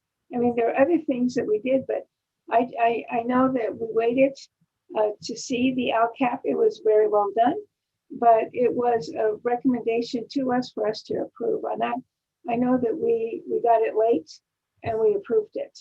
And so I do think that we should look at how we want to measure ourselves. And if that's a format that we could look at, review, or adopt, we can look at it a number of ways, because CSBA just provides guidelines, but we should look at it. So I think that would be good for us to do. Thank you, Ms. Castillo. Additional comments here? I have one more. Okay, and it's true, this is good. We're definitely keeping an open mind into what would be the best way to do the self-evaluation. So what I'd like to propose is, again, research and look at the guidelines from CSBA, but also look at what other school districts are doing, because in the final analysis, it is about us. Are we supporting the district? Are we helping the district to meet their goals? That's our primary responsibility. Are we meeting our fiscal responsibility as well? So it definitely will lead for further discussion on how to use this. Okay. All right. So without any further input or comments, we have concluded the second reading for board bylaw 9400. Oh, To make a yes. I decision still on the see- wording shall or may. Oh, well, We need to well, get I that believe, resolved. okay. So I believe, okay, let me have a consensus on the word shall at the first paragraph, the first line, the board shall. The recommendation was to keep shall. We heard from Ms. Castillo may, but we also heard from other board members shall, and I believe that we had consensus on this. Yeah, I think that we can go back to shall now that you pointed out the last paragraph. Mhm. And in this way, it looks like after all our terms are done, we put the new board on the hook for annual reviews. Right, okay. Then we have the spelling correction. You had your hand up, Ms. Mejia. No, it was exactly what Carolyn, I just wanted to make Ah. sure it was clarified and that we were really clear on what the requests were and if we have reached consensus on them. Okay, all right, thank And you. one last thing, Ms. Perez, I completely agree. Reflection, that is so key. Reflection and just, yeah, it's not like you're gonna get an F. No, it's reflection. There's growth mindset. We need to have growth mindset all the time. Thank you. All right, thank you. So with the changes thus proposed, we have concluded the second reading on board bylaw 9400. Do we have our technology back and up and running? No. Okay, let's move on. Now we can move on to, yes, Ms. Perez? What? I'm just curious with the technology issue. Like you can't share your screen at all? The technology is available now. Oh, I thought you were nodding your head no. No, yes. Oh, I apologize for that. We should go with yes. So we're up and running. Yes. Okay. Mr. Hernandez has stated that we're up and running. Oh, good. Thank you to the team. I know you were working behind the scenes. Now we're back to item 11A, which is the presentation of the school opening plan for the 2021-22 school year. Dr. Esparza? Thank you, Dr. Marino. Please know that, again, things have been changing drastically within the past week to week and a half with this new AB 130 Independent Studies Trailer Bill. It becomes a school within the district, another school basically within the district, offering our families with opportunities to be able to keep some of their students at home if they feel that their student is deemed not safe to come back to an in-person environment. However, not only the government, but us in the education world are pushing really hard to inform our families that we're ready to receive our students back into our classrooms. We're ready to open our schools. Our schools are safe and healthy learning environments. And with that, we've been working on a communication for our families. We're still working on it as we speak, as I speak this evening. It's still a work in progress as things again have been changing.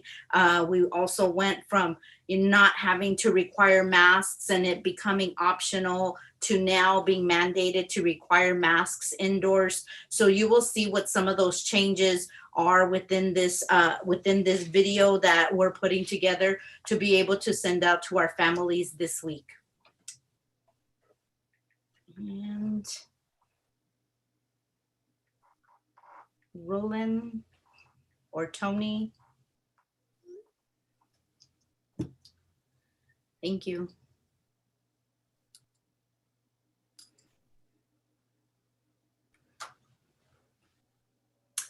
And usually we would have music in the background. And Hello, so El Rancho families.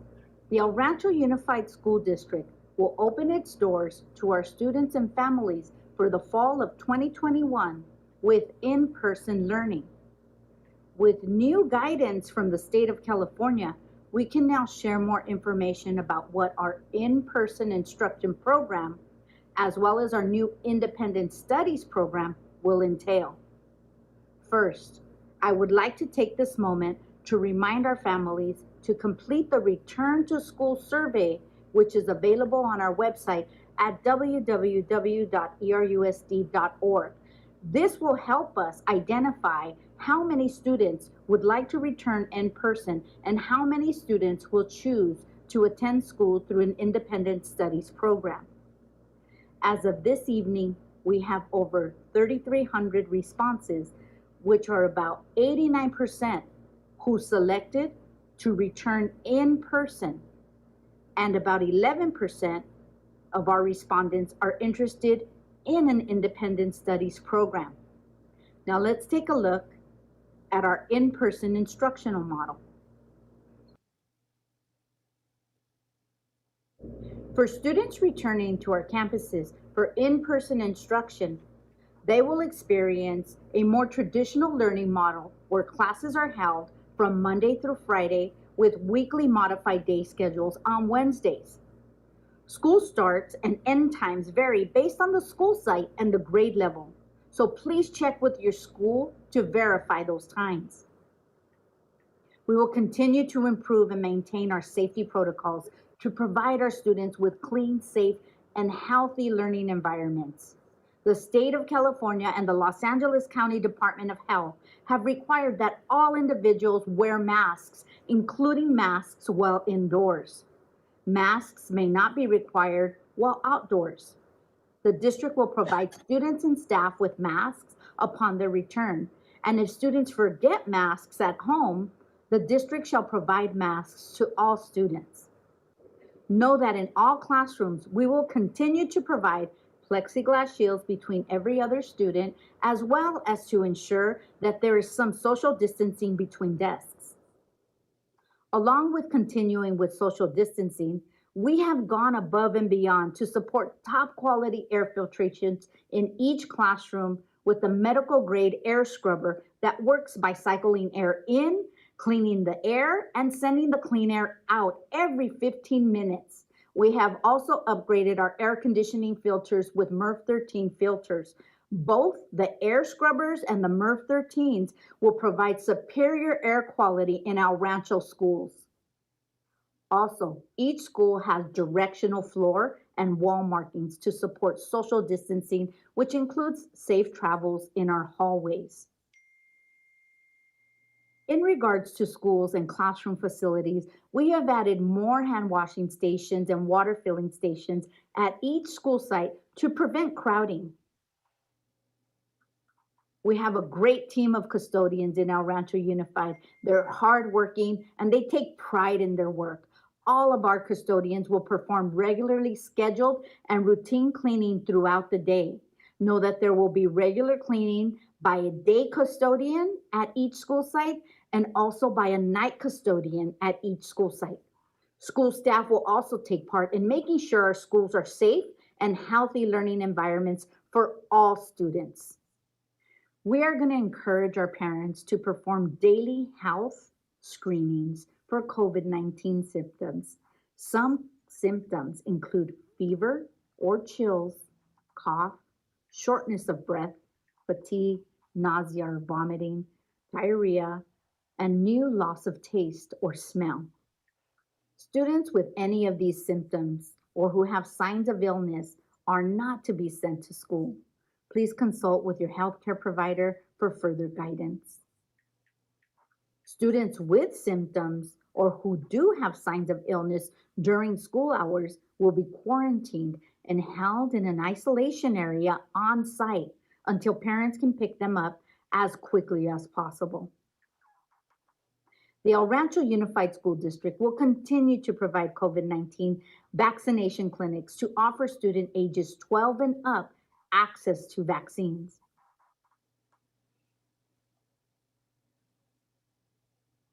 This year, each school district in Los Angeles County will have to offer an independent studies program known as an ISP.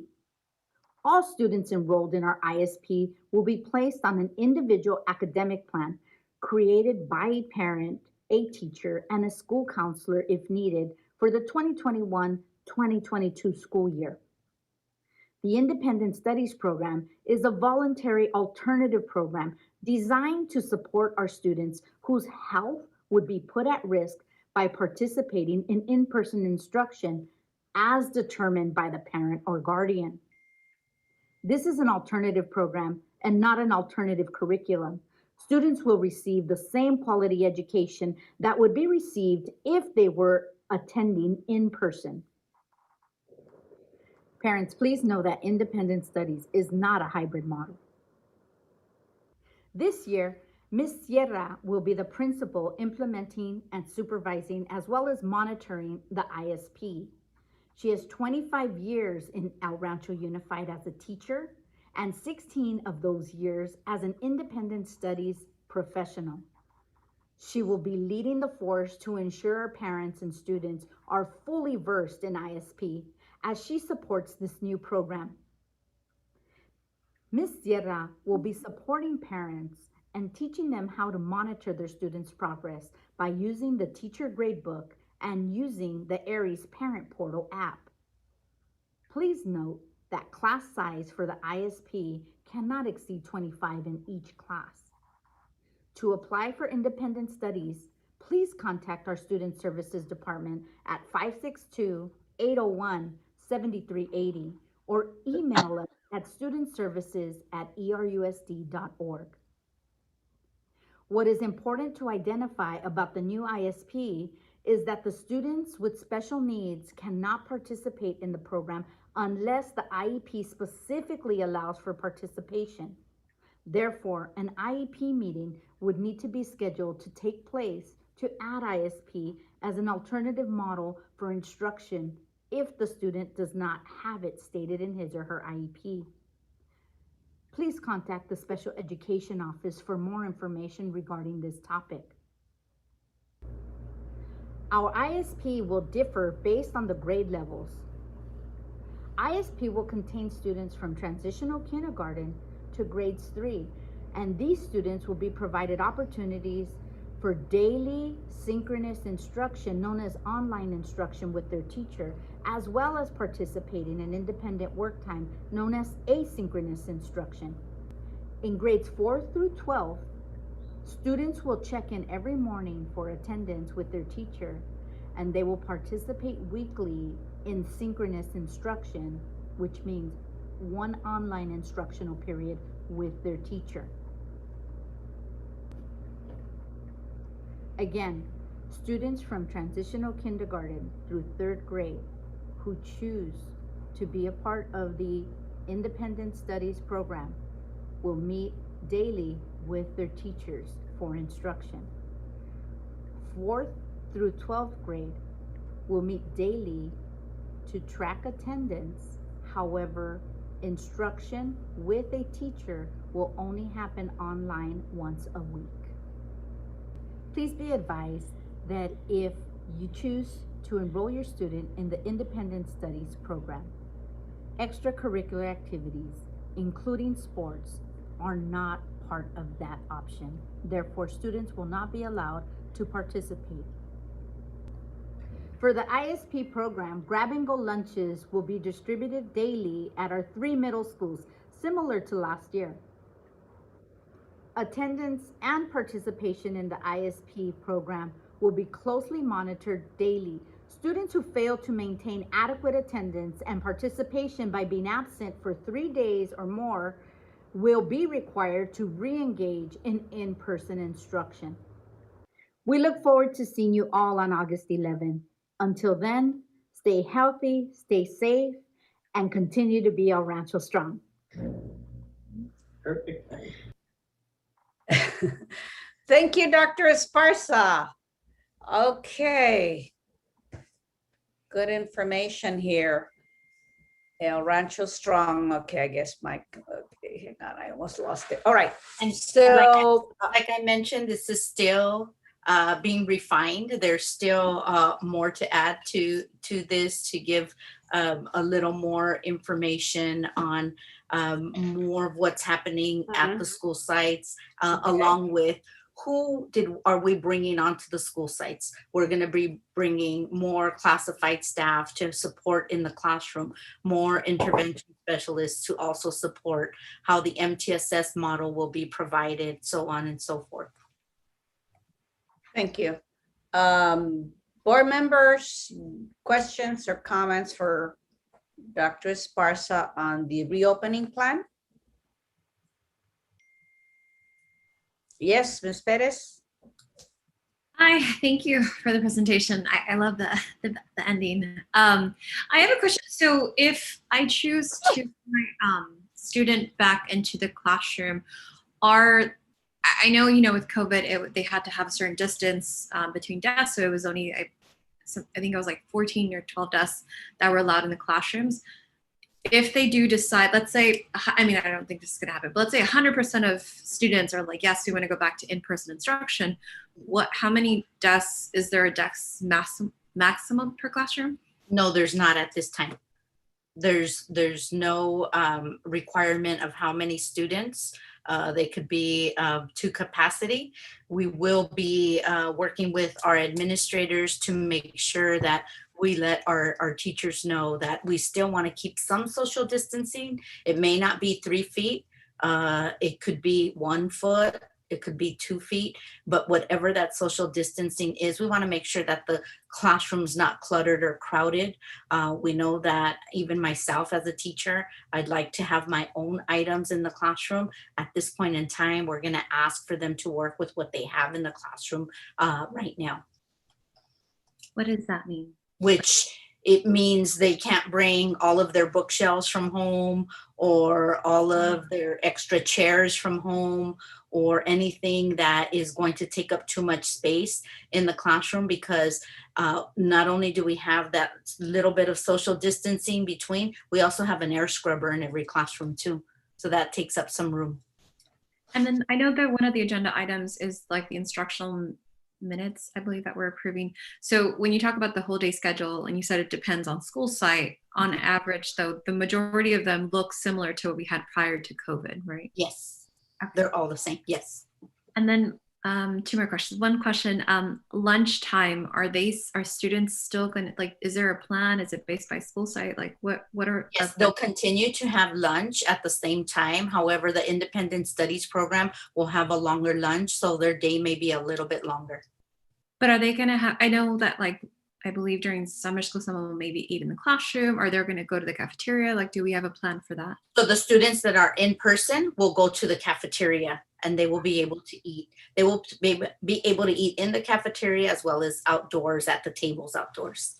Got it. And then last question, for the independent studies program, is there a maximum amount of students? Like, let's say, I'm not saying this is the case, but let's say that 100% of students are like, we don't want to go back in person. Do we have enough room for all of them to be a part of the independent studies program? So right now, based on our survey, we have 3,300 responses and a little over 300 families that have responded with interest in independent studies. However, only 1 family has actually applied. And so we know we're going to get more families that apply, and we have to discuss with the family what the plan is.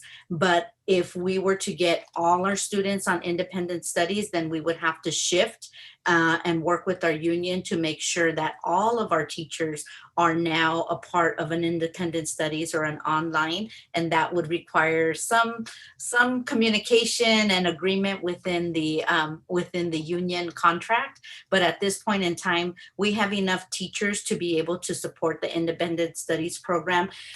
What is allowed in the independent study program, especially at the elementary school level, is multi-grades. So there could be a teacher if only 10 first graders sign up and 5 second graders, the teacher can have a class of 15 to 25. The maximum is 25. Oh, sorry, last question, just because thank you. The after school programs, will they be at the school sites? After school programs will take place at the school sites. However, students in independent studies will not be allowed to attend the after school programs. Okay, great. Thank you. You're Thank welcome. you, Ms. Perez. Yes, Ms. Mejia? The clarification, I know that in the video it showed that there was a plexiglass. I just want clarification that this still has a plexiglass on the desk. There will be plexiglass on the desks, especially at the elementary school level, because those students have not been able to have the opportunities to be vaccinated. So we will have plexiglass on every other desk. It won't be on every desk. So parents who feel more comfortable with having the plexiglass, or those parents who don't want the plexiglass and feel that the mask indoors is enough, we're able to accommodate both desires. At the high school level, there may not be plexiglass in all the classrooms. We can offer it because we have mobile plexiglass, but because if the students have been vaccinated, and we will have a portal where voluntary vaccination information will be provided, then the students will not have to wear masks or use plexiglass.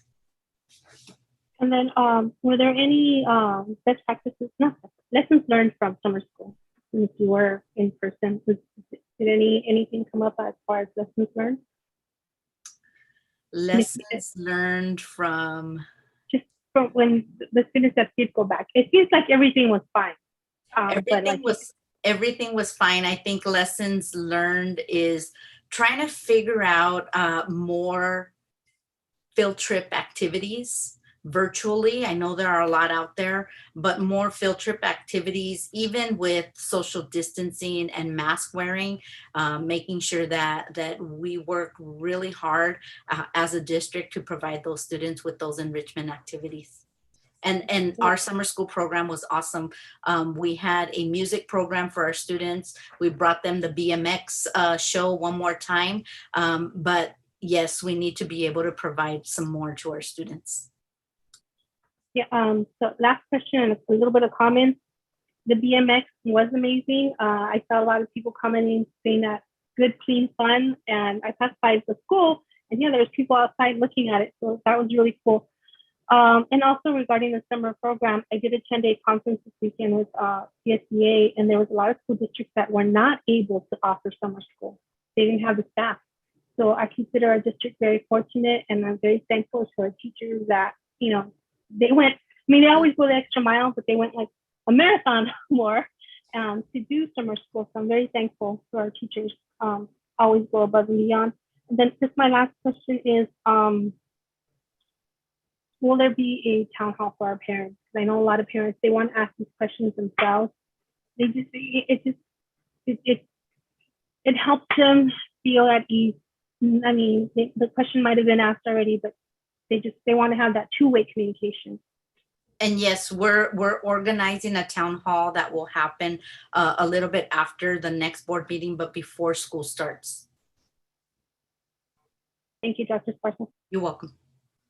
Thank you, Ms. Mejia. Ms. Castillo, Dr. Rivera. Dr. Rivera, go ahead. Thank you, Dr. Marino. My question is, if some of our athlete students want to participate in independent study, what happens in their participation in sports? So a part of the independent studies program throughout, and we know that districts like Whittier and Downey are struggling with this. Our students are not allowed to participate in those programs, extracurricular activities or sports. Reason being, Department of Public Health has informed us that if the parents feel that it is a risk and they're keeping them home, then they want to make sure that that child does not intermingle with a cohort that the parent may not want the child to be in. Has there been any rules set by the CIF, or are we responding to any rules in our CIF competitions? Not at this time. CIF has not participated in the conversation yet. I'm sure they will.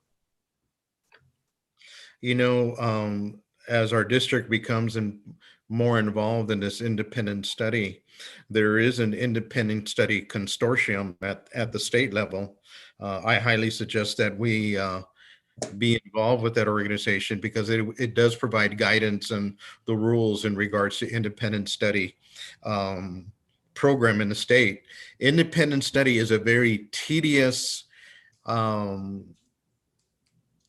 placement where a tremendous amount of documentation must take place in order to show that the student completed the work. So it's nothing like virtual.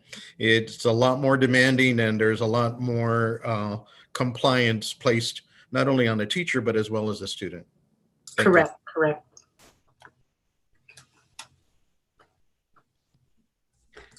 Thank you, Dr. Rivera. Ms. Castillo. I just have one question. Were air scrubbers deployed already in the high school? Yes, they are in the high school. Some rooms that are being worked on, and where we have like our science rooms, they're still being worked on, as well as other wings at the high school. The air scrubbers are there, but they're not in the classrooms yet. Once all that work is done, they will be put into those classrooms.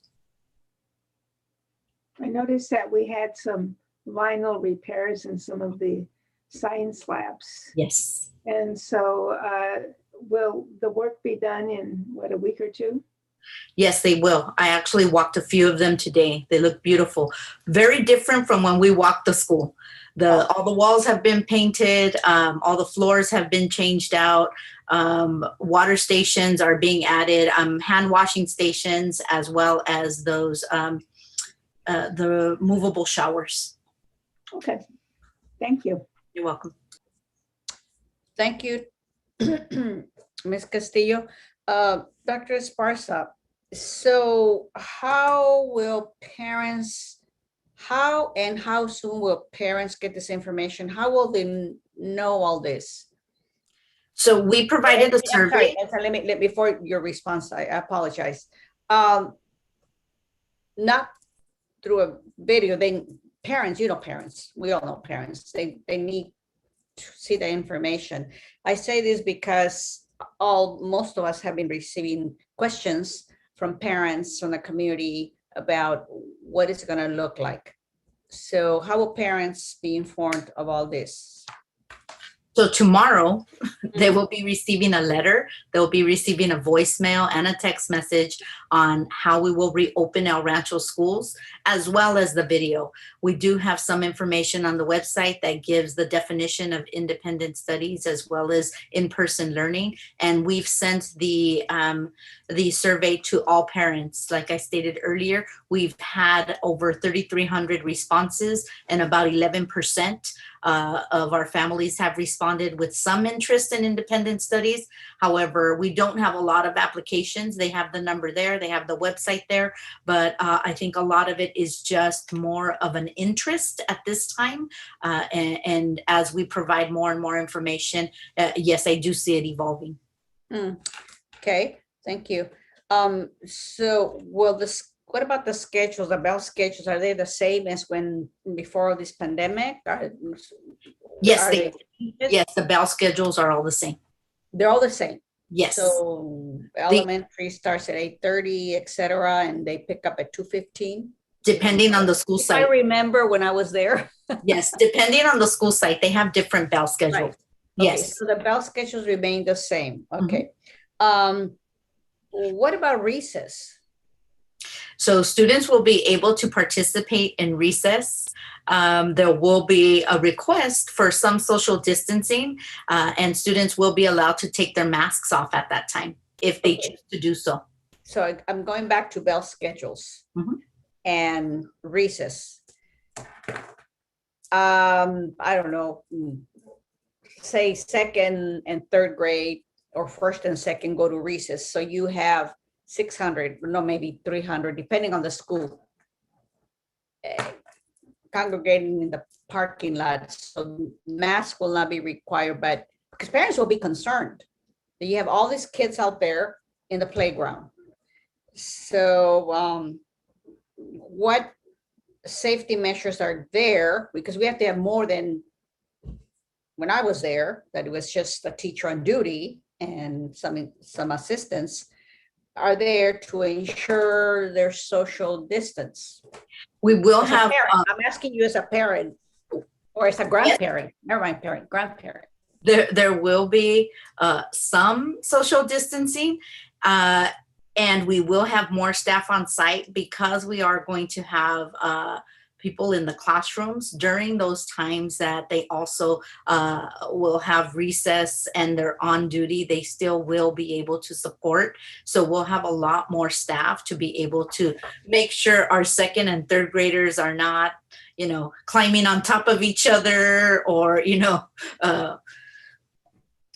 holding hands and things of that nature, which is, it's beautiful that they get along the way that they do, because their innocence is just, it drives them to each other, and they're going to be driven to each other because they haven't seen each other, and they want that socialization piece, but there will be adults there to be able to monitor that. To ensure, to the extent possible, social distance. Yes. So this includes kindergartners who will be required to wear masks. Yes. Except at recess. Okay. Yes.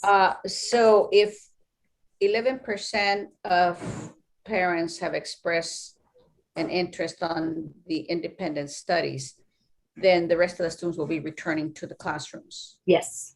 Okay. I'm sorry, can you repeat the number of students per classroom? The number of students per classroom, there is a cap for elementary school. We shouldn't have more than 27 students in a classroom. That's regular. What's that? So the classrooms will be pre-COVID. Pre-COVID, yes. All classrooms. So there's no distance there of 3 feet. No, it's not required anymore. And these were the questions that questions that we were getting. Mm-hmm. So all desks will be pretty much next to each other. So desks, there will be a plexiglass. There will be plexiglass on every other desk at the elementary, and there will be a little bit of social distancing, more than what there was prior to the pandemic, but there will not be 14 students in a class. We're allowed to have the maximum amount of students in a class now. Okay, and of course, these are all the guidelines that Yes. we're getting. It is important for the parents to receive that information, because I guarantee you there'll be questions on that. There's no social distance, there's no spacing, because everywhere you go, you have it used to be 6 feet, but now it's 3 feet. But in the classroom, there are no feet. Everybody, okay. So now, one thing, will temperature be taken every morning? No, that's not required either. Not required. That is not required anymore. Okay. So we are asking and we'll be providing some guidance to parents on how to pre-screen. So parents are supposed to pre-screen before they send their children to school. And I know that this is what's happening in some schools, and I'm talking about what I have to do when I take my grandson. I have to do a pre-screen, I have to fill this in and send it. And then once I get that okay on my phone, you just drop your child off and you show that it's, the check mark. So who's going to be checking that, or is that going to happen? That is not required anymore. So, we were also doing that, and that is not required anymore.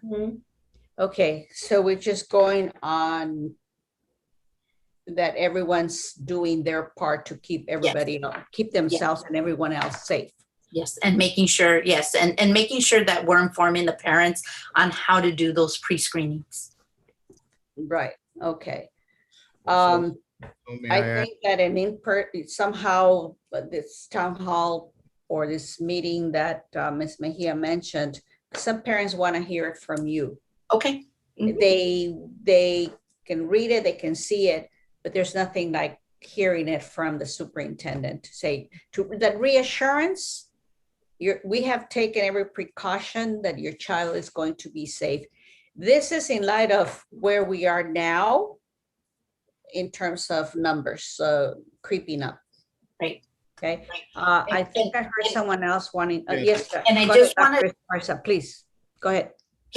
I just want to make sure that everyone understands, because there's a mandate right now for the masks, that we inform that all students will need to wear a mask. Even our high school students will be allowed not to wear masks when that mandate is relaxed and only the vaccination information is provided to the schools. It's not mandatory at this point in time, but right now, when our students come back based on the regulations from CDC, from the state, from the county, at this point in time, transitional kindergarten through 12th grade will all wear masks. Okay, thank you.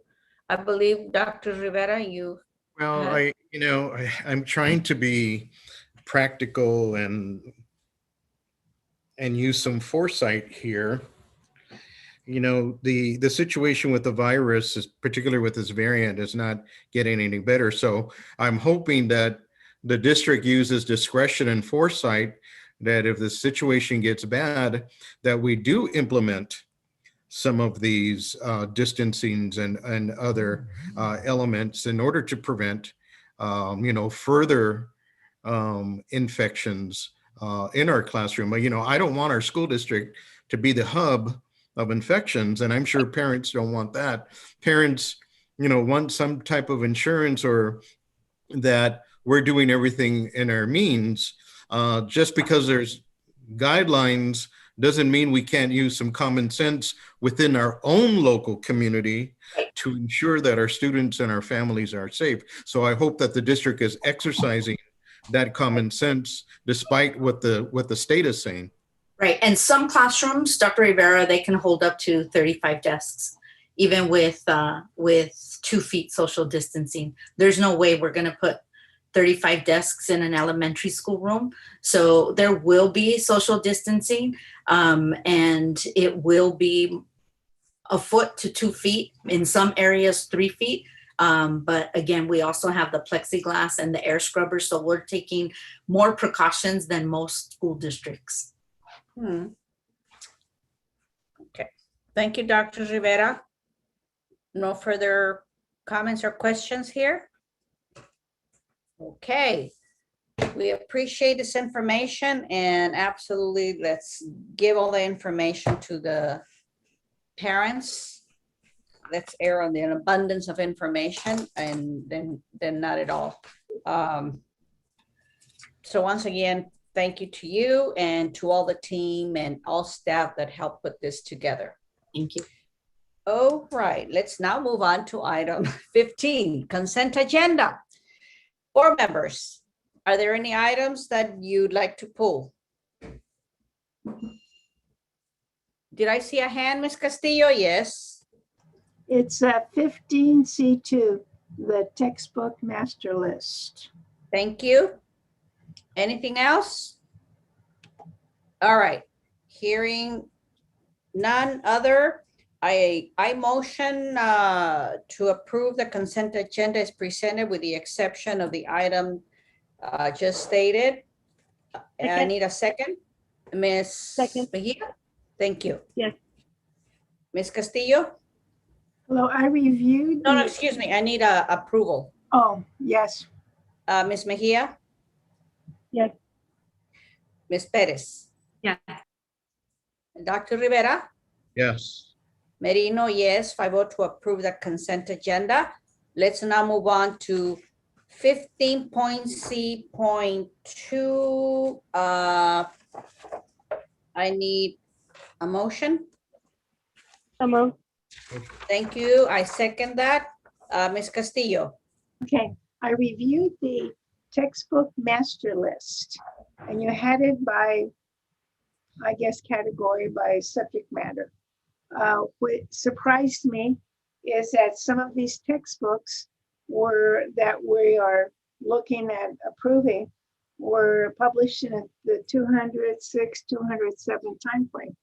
And so normally to me, that seems that we should have been able to get more updated textbooks.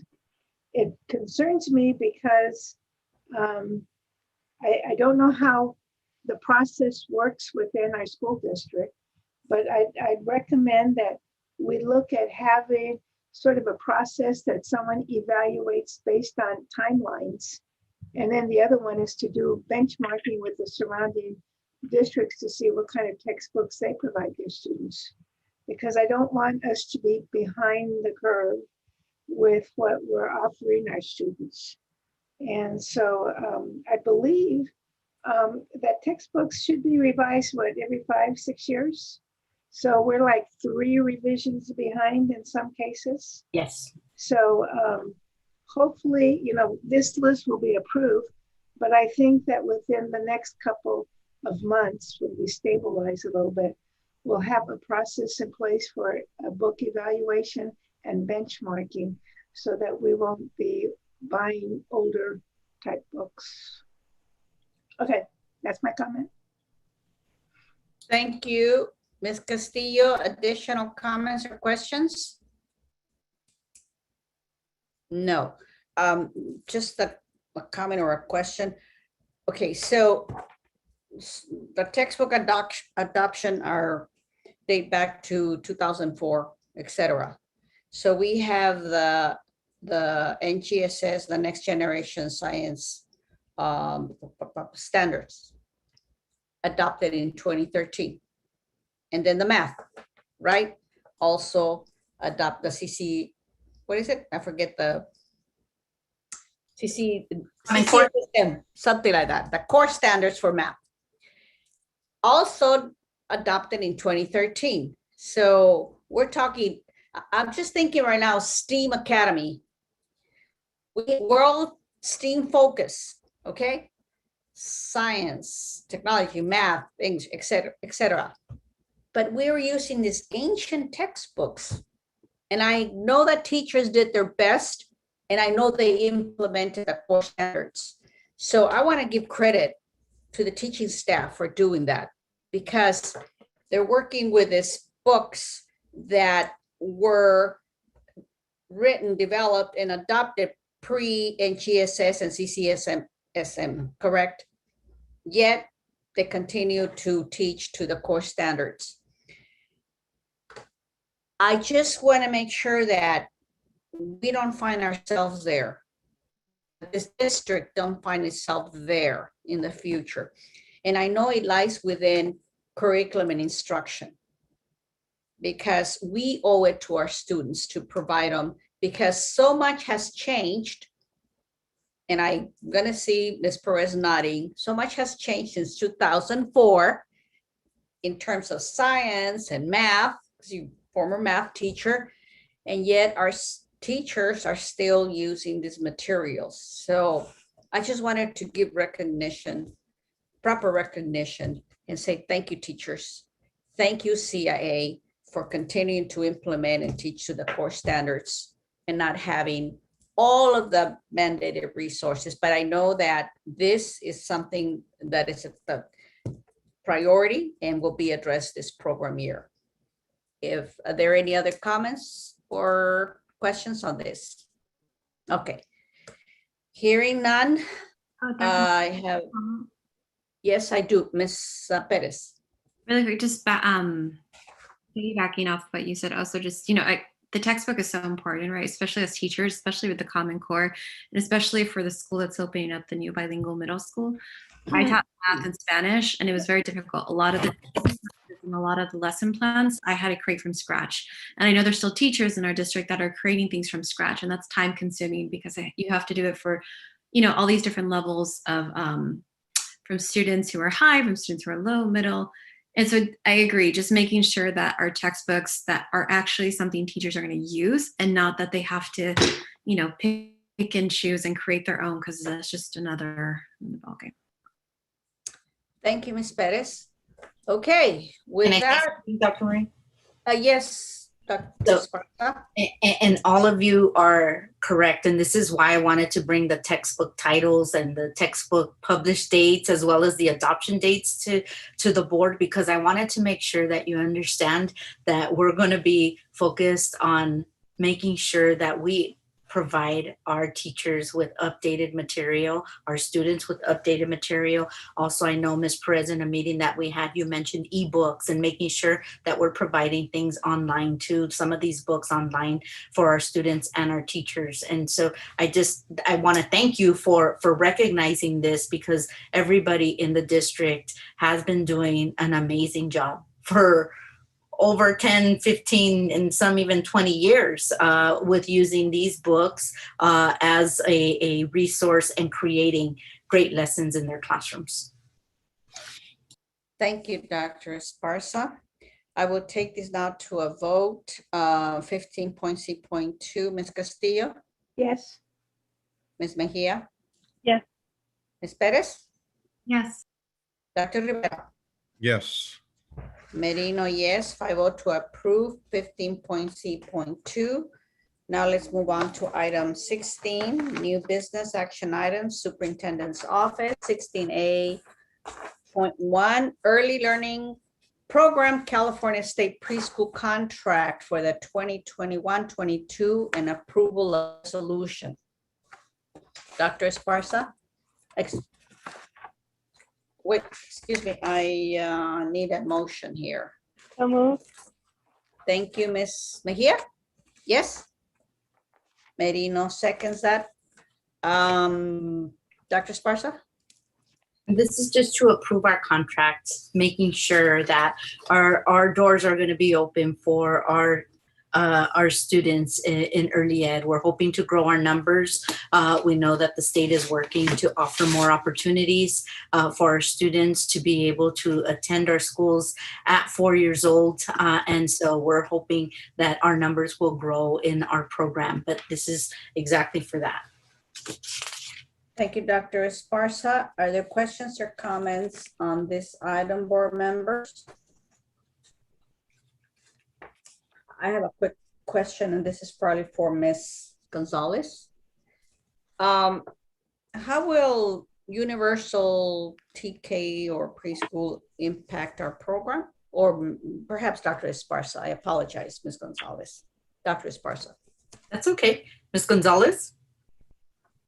Yes, absolutely. So one of the things that Universal TK will do is provide, the amazing opportunity for all children, irrespective of family income, to receive a preschool experience, an early ed experience, I should say, which is not something that is possible under the current guidelines.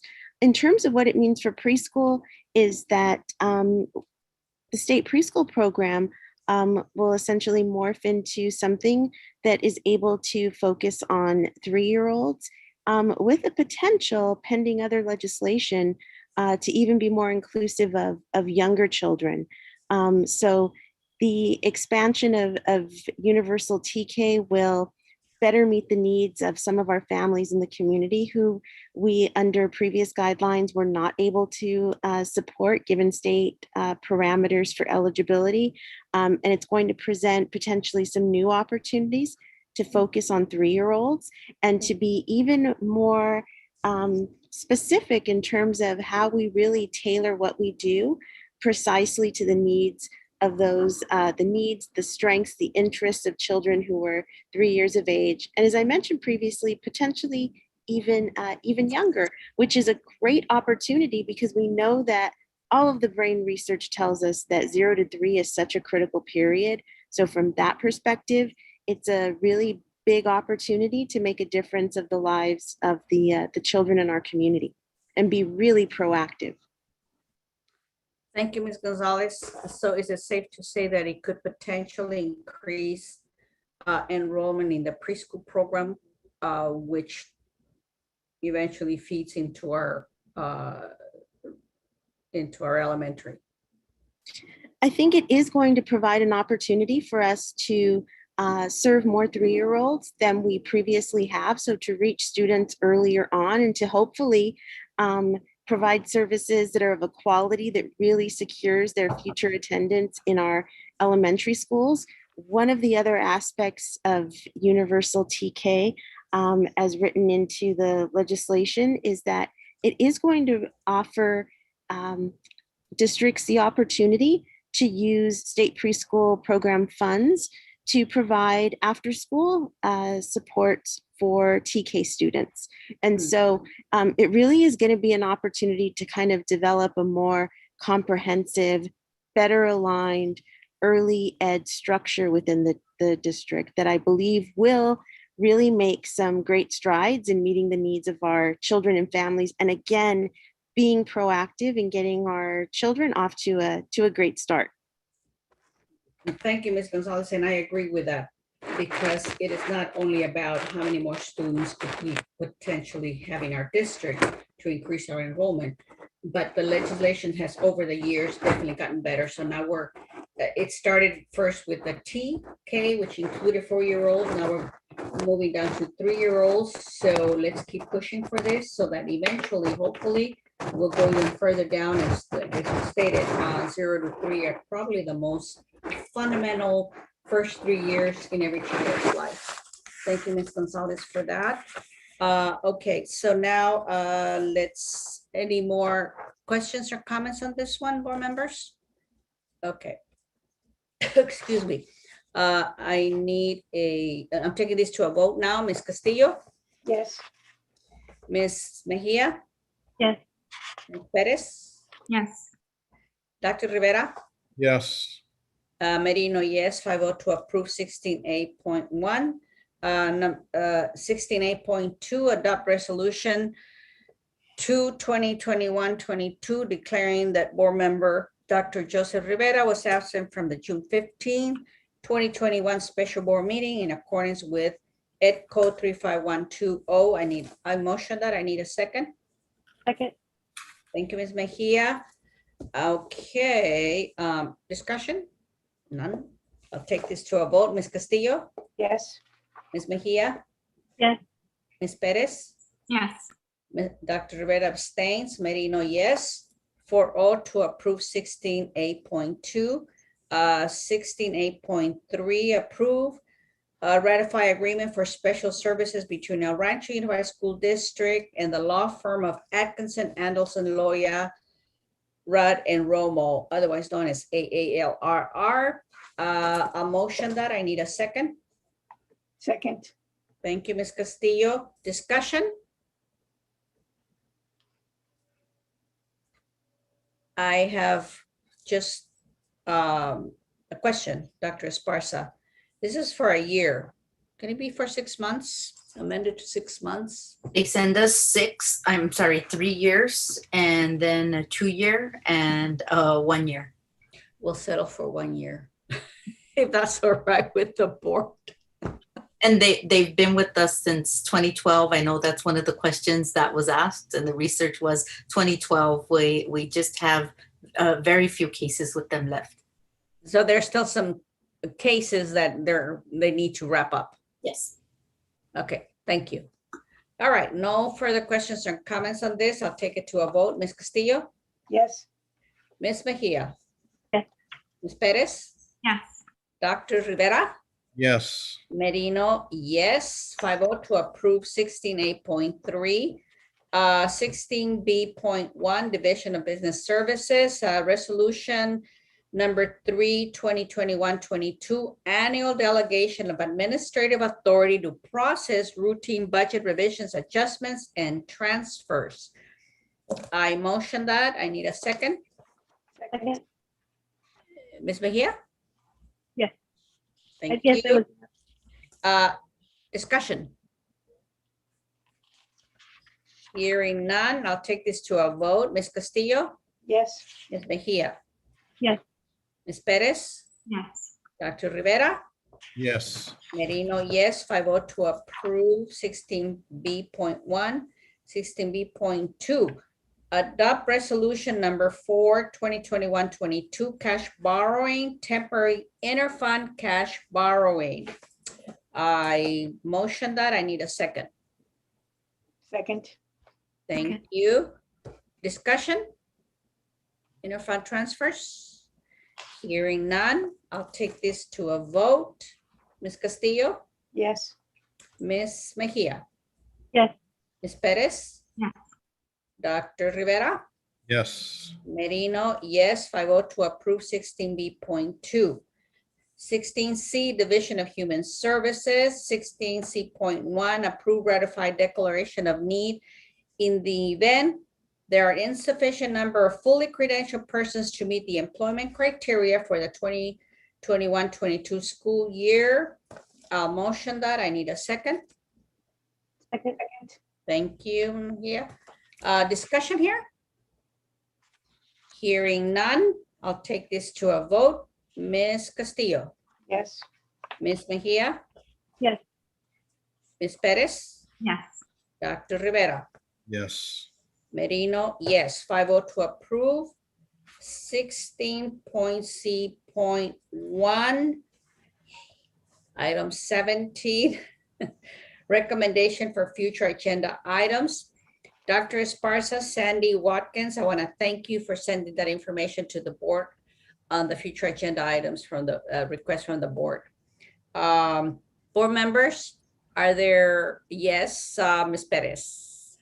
Yeah, I have one. Just to continue the collaboration with the city and the district and how we're going to work together, I was hoping to propose the idea of the mini pitch. They're doing one currently at Pio Pico Park. And so I'm sorry, the what? The mini pitch, but with the Oh, US okay. soccer. So proposing that we begin discussion and possibly a presentation. I believe his name is Alex that gave the presentation at the city about what a mini pitch is, what they're going to do, and just I think it'd be a great thing for the community to see what we can do also at the district level. I'll second the request. Thank you, Ms. Mejia. All right, additional future agenda items. Ms. Castillo. Yeah, I had, okay, previously I'd asked that in the September timeframe, we would have a review of the, or report out of the facilities assessment plan. So I still want that. But in addition to that, I'd like to include a discussion for some, a discussion about the swimming pool and the athletic fields, including the stadium, so that we can sort of come to a conclusion on maybe identifying those two areas as potential bond projects. But I'd like to get the assessment done first before and then have a discussion about those two items, because we haven't approved those two items yet. Right. And today, I just want to inform the board that today, Mr. Rayo met with the swimming pool committee and the architects to start talking a little bit about what stakeholders would like to see at El Rancho High School in regards to the swimming pool. Okay. That'd be good. All right. Thank you, Dr. Esparza, Ms. Castillo. Any additional future agenda items? I'll second Yes, Carolyn. Ms. Mejia. I'll second Carolyn, and I have three. Sure. One is for us to discuss the CSBA tool. It's Sorry, $200. the CSBA what? Board self-evaluation tool. The cost is $200. I forwarded you the information on that. So having a discussion on that for consideration.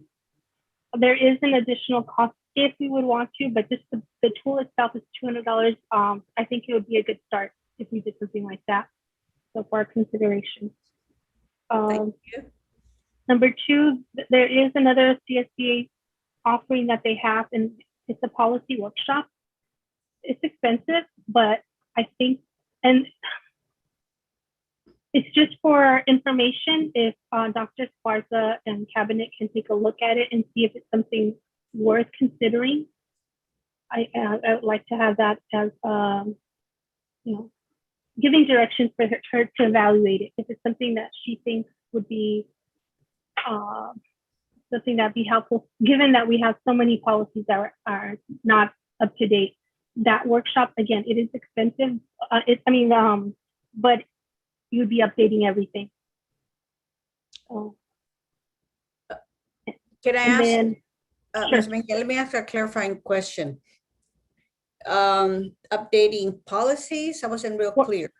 Yeah, updating board policies. I don't think I forwarded you that one yet. I'm going to forward it to you right now.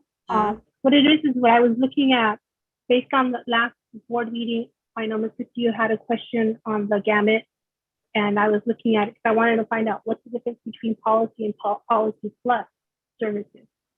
And the difference is that for policy, you're able to update them right then and there within the service, but there's a policy plus service where they help you revise them. Anyhow, I would like to forward that information and request if there's consensus for Dr. Esparza to take a look at it along with cabinet members to see if it's something that would be worth investing in for our district. Okay, but with one more question, Ms. Mejia. Yeah. So the board will also be looking at it because Of course. ultimately. Yes. So that Okay. workshop does involve board members as well. It does include board members, but it's just, I'll forward to you so you can see it. Again, this is just giving direction for her to look at it. Thank you. Thank you. Okay. And then my last one is having a discussion on grants. As I mentioned earlier, there's a lot of grants that are available. Just the feasibility of not necessarily a consultant or maybe someone in-house. Of course, that'd be additional work, but maybe a stipend, something. Just having a discussion on grants, because again, there's a lot of grants out there. There's some big ones, and on that workshop, I did learn like the federal grants. There's a lot of reporting, so I completely understand why we use some consultants for the reporting, because there's so many details to it. But there's also smaller grants that we could apply. So just having a discussion on grants. I know, like I mentioned earlier, Ms. Perez had asked something similar about funding. So this is specific to grants. If we could have a discussion on grants. So this is to explore how we can seek grants and what grants are there available, correct? Yes. Okay. Okay. And then one last one that I have is, I know that, and I thank you, Sandy, for that recap on outstanding items. I know norms and protocols were discussed on that one meeting where I was absent, but I would like to bring that around again because I did see that the email communication regarding the restructuring of board meetings. And I would like to, I think we should have a discussion as a board on that. I'm sorry, I wasn't real clear on that one. Can you? Just revisiting the norms and protocols, because we still don't have a governance handbook, and there was an email that you sent regarding the board meeting, and I think that would be included in the norms and protocols, but I think that we should have a discussion on it as a board. To revisit the norms and protocols? Yes. Okay, I just got a little confused because you were talking about board meetings. Well, you sent us an email regarding board meetings. Yes. And I don't think that there was a discussion on that. So to me, that's part of the norms and protocols. Restructuring the meetings, in my opinion, should be a discussion that we should all have as a board. Mm-hmm. So that's why I'm bringing up the norms and protocols. Okay. Okay, this was in conversation with Dr. Esparza, but certainly we can. No, it was in an email that you sent. No, correct. Oh, it was okay. After I had having a discussion as board president with the superintendent. Yeah, but definitely, Ms. Mejia, absolutely. Thank you. And if I could have a second, please. Yeah. If I may. Of course, this is the time. I'll second. I don't know if you second, Marina, or I'll second. Okay.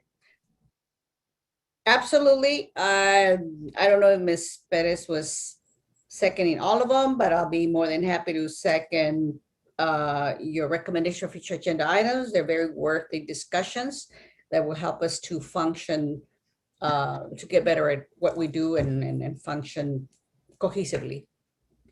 Will you second, Ms. Perez, was your second on all of them? Yeah. Okay. Okay, we have a second. Very good. Thank you, Ms. Mejia. All right, let's see. Now, before we adjourn, we will be returning to closed session out of respect for everyone else. We still have 2 items to conclude in closed session. And so I want to thank everyone for your time. Much better when it's not quite 9:30, but thank you everyone for your time. Have a very good evening, get some rest, and the board will reconvene in closed session. Thank you. Thank you. Good night. Good night. Good night.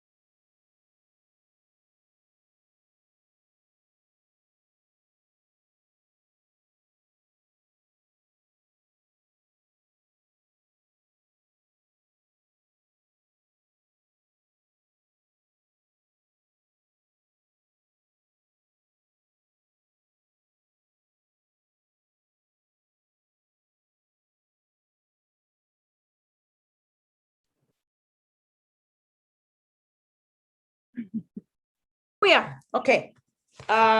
Did you close it already, Carolyn? Okay, now we're back to open session. No items to report from closed session. Item 18, I need a motion to adjourn. I motion that. I need a second. Second. Ms. Mejia. Take it to a vote. Ms. Castillo. Yes. Ms. Mejia. Yes. Ms. Perez. Yes. Dr. Rivera. Yes. And Merino, yes, 5-0 to adjourn. I didn't say good night to Joe. Oh my God, Sandy. Good night. Good night. Good night. Dr. Esparza, thank you. Good night. Good night, everyone. Good night, everyone. Everyone. Bye-bye.